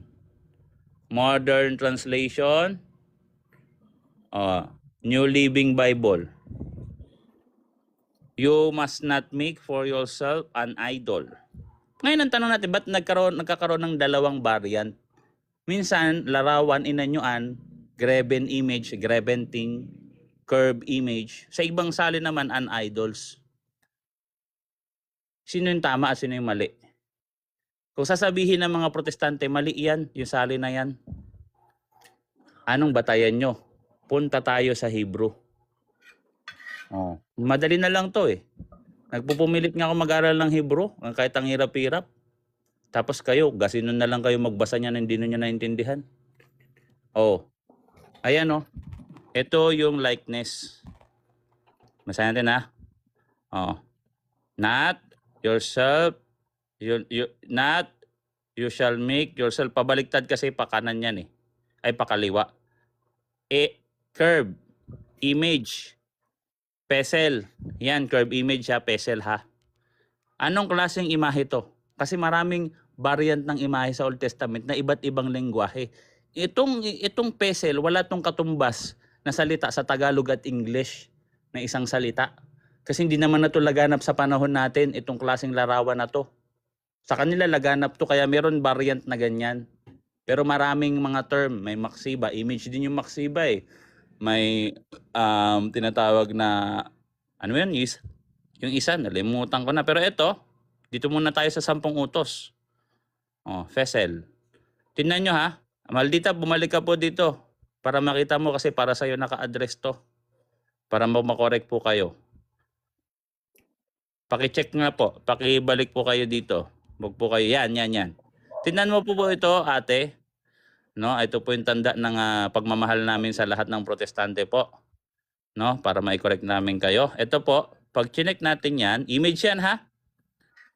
Oh, general ba yan? Idol. From the word fakal. Men, umalis. Ayan oh. Idol. Idol oh. Umalis siya. Abala siya. No? Idol oh. Nakikita nyo guys? Oo. Hindi nila ito na-decode. Bakit? Kasi inuna nilang magbintang. Ayan ang problema. Satanic interpretation ang nangyari. Demonic interpretation pagbibintang. Exodo 20:16, huwag kang magbintang ng maling patotoo ate sa iyong kapwa. Ngayon, umalis ka ate. Umalis ka. Pag umarap ka sa Diyos, ate, hindi sa lahat ng panahon iyan ang ikakatwiran mo na hindi ko po alam. Lord, patawad po sa lahat ng aking pagbibintang sa iglesia, sa katawan nyo. Kasi hindi ko alam anong nangyari. Hindi sa lahat ng panahon maikakatwiran mo yan kasi napunta ka sa ganitong estado, umalis ka lang. Baka dinadala ka na ng banal na espiritu dito sa live na to para maikorek ka. Kaso umalis ka. Diba? Kasi ang gusto nyo Bible study, ganto-ganto, kanta-kanta. Ako, nung Katoliko ako, adik ako eh. Manginginom, sugarol, basagolero, pambira yan. Kung ano pinagsasabi niya sa amin, no? Parang ang babait nyo talaga. Sa totoo lang. Parang ang babuti nyo talagang tao. Baka pakitan tao ang nangyari. Pakitan tao.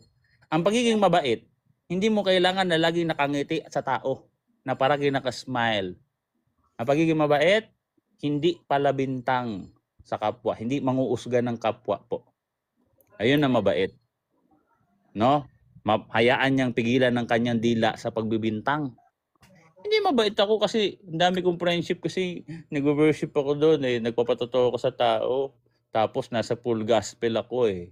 Full gospel, magaling kami sa Bible. Kinokorek namin ng Catholic Church. Mambihira. Ano yun guys? Ganun yung mabait sa inyo? Ako hindi ako mabait sa inyo kasi ginagawa ko to. Salbaya akong tao. Ganon. Pambihira kayo. Ito nga pinapaliwanag na nga namin sa inyo para mapaayos kayo. Alis kayo dito. Sayang. So hindi sa lahat ng pagkakataon, ikakatwiran nyo yan sa Diyos.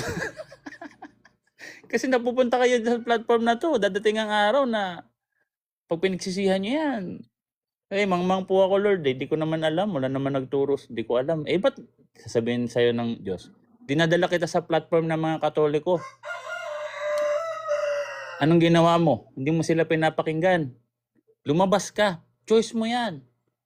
Bibigat yung kasalanan mo. No? Imbes na may correct ka na. Kasi marami akong friendship doon eh. Sa church namin. Ang ministry ko, worship eh. Mbira, no? May ministry ako doon. Dali ka ron. Tara. Angel, iyan mo na ulit. Kasi Yan nyo.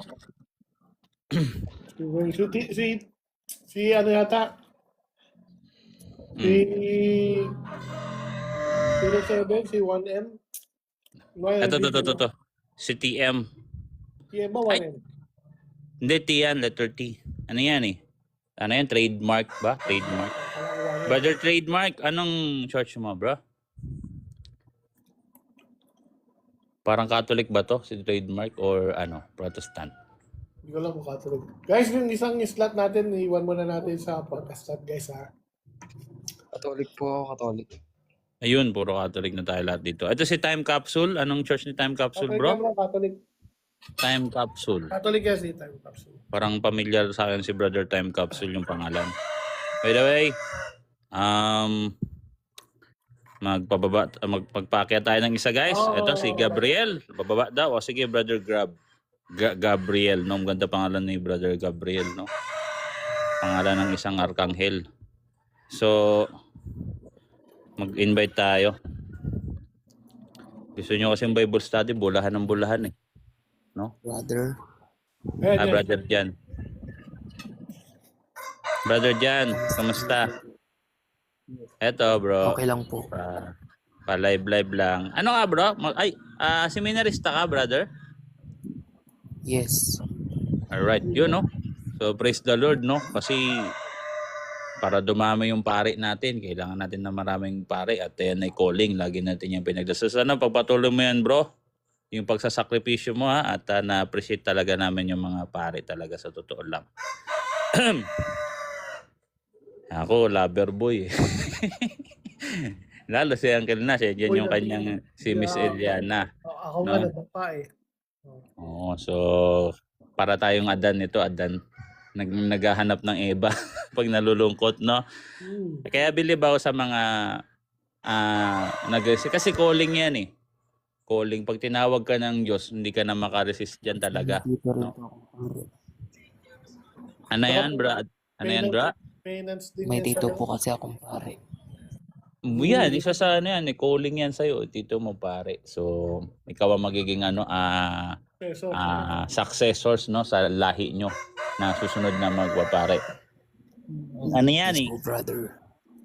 Calling yan eh. Calling siya. Nananawagan. Yung hindi niya rin pag-asawa, penance din niya. Oo. Actually, sa pananaw ng mga monk, hindi nga parang penance eh. Kasi yes, nagiging penance siya. Pero kaya nilang pagtiisan na hindi mag-asawa. Kasi yung spiritual desire, umibabaw na sa buong laman nila. Oo. Kumbaga, masaya na sila sa makapiling ang Diyos. Yes. Kahit hindi na sila, kahit sa kuweba lang yung mga monk, no, mga monk, yung mga madre, masaya sila actually. Hindi sila, yes, nandiyan yung time na tutuksohin kasi St. Paul nga tinukso. Pero, yung spiritual desire, yun yung gusto nilang, yun yung hinahangad nila. Kaya nga sabi ni St. Paul, 'di ba? Maganda pa nga, mamatay ako. Makakapiling ko na si Kristo. Makita mo yung spiritual desire niya. Nananabik na siya mamatay si St. Paul. Nakakita ka ganun, no? Nananabik na nga siya mamatay eh. Pero, para sa kapakinabangan pa ng iglesia, mananatili pa siya. Pero ang pinananabikan niya, ang mamatay na. Mantakip mo yun, di ba? Pero mamamatay siya for the glory of God, siyempre. Di ba? So, which is ganun yung ating mga priest, at yung mga monk, at yung mga madre, pati lahat ng mga may vow of celibacy. Ha? May kasama po pala kayong babae. Yes po. Ayan po ay iniirog ni Angel Nash. Si Miss Eliana. Baka po ako. Hindi ka na matutukso kasi natukso. May nauna na natukso dyan si Angel Nash, no? So, huwag ka na kailangan matukso. No? At kailangan mong layuan ng tukso, guys, no? Lang kasi po ako sa live. Sa totoo lang, bro, ang advice ko sa'yo, no? Kung dito pa lang, sa pagsaseminaryo mo, may nararamdaman ka ng tukso, so, kilalanin mo na yung sarili mo. Kasi pag nagpari ka, baka makagawa ka ng kasalanan, malabag mo yung vow mo. No, yung pangako mo sa Diyos na pag-abstain from marriage, lalo sa mga premarital sex. No? Kasi hindi ka na makapagpakasal niyan. Pwede patago, gagawin mo yon. Pero na lang kung magre-retiro ka muna sa ministry mo. Pero actually, once na ikaw ay pare, habang buhay ka naman ng pare. Kahit mag-asawa ka pa. No? Sabi ng mahal ko, sinash lang, iniirog ko. Yun. Oh, yun no. So, yan. At pagpatuloy ka sa ano mo bro, pag-pray ka namin, no? Pinagpe-pray asyo, pag-pray natin lahat ng mga seminarista kasi ang daming miyembro. Ilan taon ka na ba, bro? Brother Jan. 18 po. Ay. Mali. Mali ka, Brother Jan. Sorry, ako dapat. I-exit ko sana yung isang account ko. Tagyat. Mali. Hindi. Account ko i-exit ko yung isang account ko. Sa kanya pala. Kabira ka. Angel, ulitan mo na nga ako. Ilan taon ka na, Brother Jan? 18 po. 18. Okay. Angel, ulitan mo nga ako. Yan. Yan. Alright. So nakikita niyo guys, no? How they worship. Makikita niyo naman po ako sa YouTube. Sikat po ako sa YouTube.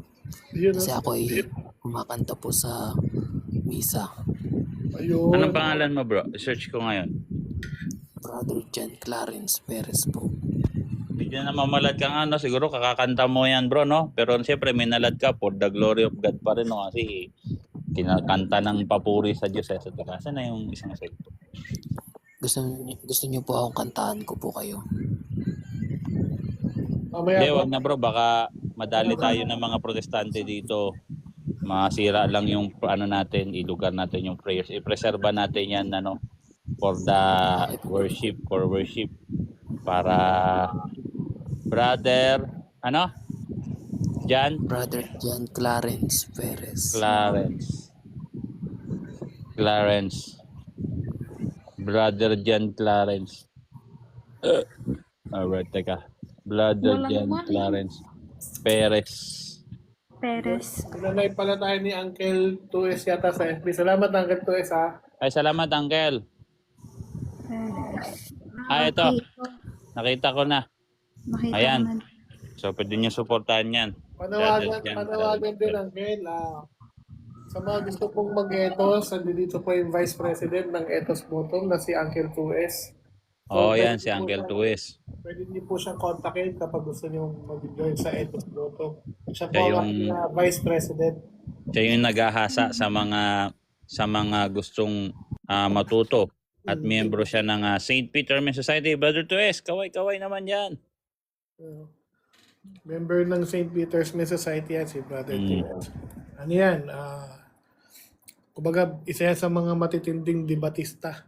Oo, panlaban ng Quiapo Church yan. Sa Quiapo pag may rally ng mga protestante doon. Ito si Tues nasa gitna. Ito yung nangangaltok ng mga protestante doon. Natato, babiglang makaltokan ni Tues yung mga sigaw na sigaw din sa ano. May dala-dala pang plaka, pambira. Ano, placard, no? Nakita mo na yung bro. Bro, by the way, magpapakyat tayo ng tao. Para hindi mainip yung mga viewers natin. Guys, pa-repost nga. Opo. Hindi po pala nare-repost. Uncle, sorry. Alright, yan.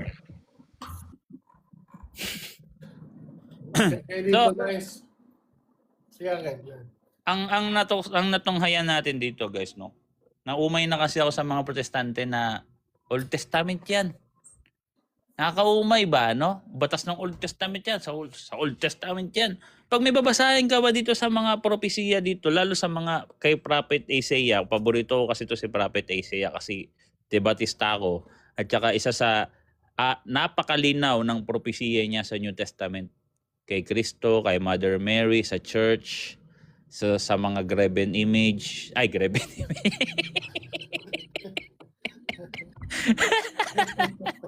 Mga holy image. Sorry. Sa mga holy image. Baka ikat na naman tayo dito. Sorry, slip of the tongue. Kilala nyo naman ako. Nadudulasin talaga ako. So, sa mga holy images, no? Sa church, sa pangalan ng church, no? Sa iglesia, dami ko ginagamit na talata dito sa kay Isaiah simulat sa pulpa ng ako de Batista eh. Kasi ang lino, nabansagan nga to si Prophet Isaiah na ano eh. The prophet of the evangelizer. Prophet evangelizer. Ganun siya talaga nabansagan si Propeta Isaias, no? At pag ginabanggit natin itong mga talata dito, ang sagot ng mga protestante, no? Hindi daw yan sa New Testament kasi Old Testament na daw yan. Doon talaga lumilitaw yung kamangmangan nila. Doon mo nalilitaw ang kanilang kamangmangan. Kasi ang batas ng Old Testament sa Torah lang. Kumpleto na yan sa Torah. Kaya nga yung mga ibang sekta na mga Hudyo, Judaism, Torah lang sapat na sa kanila Torah.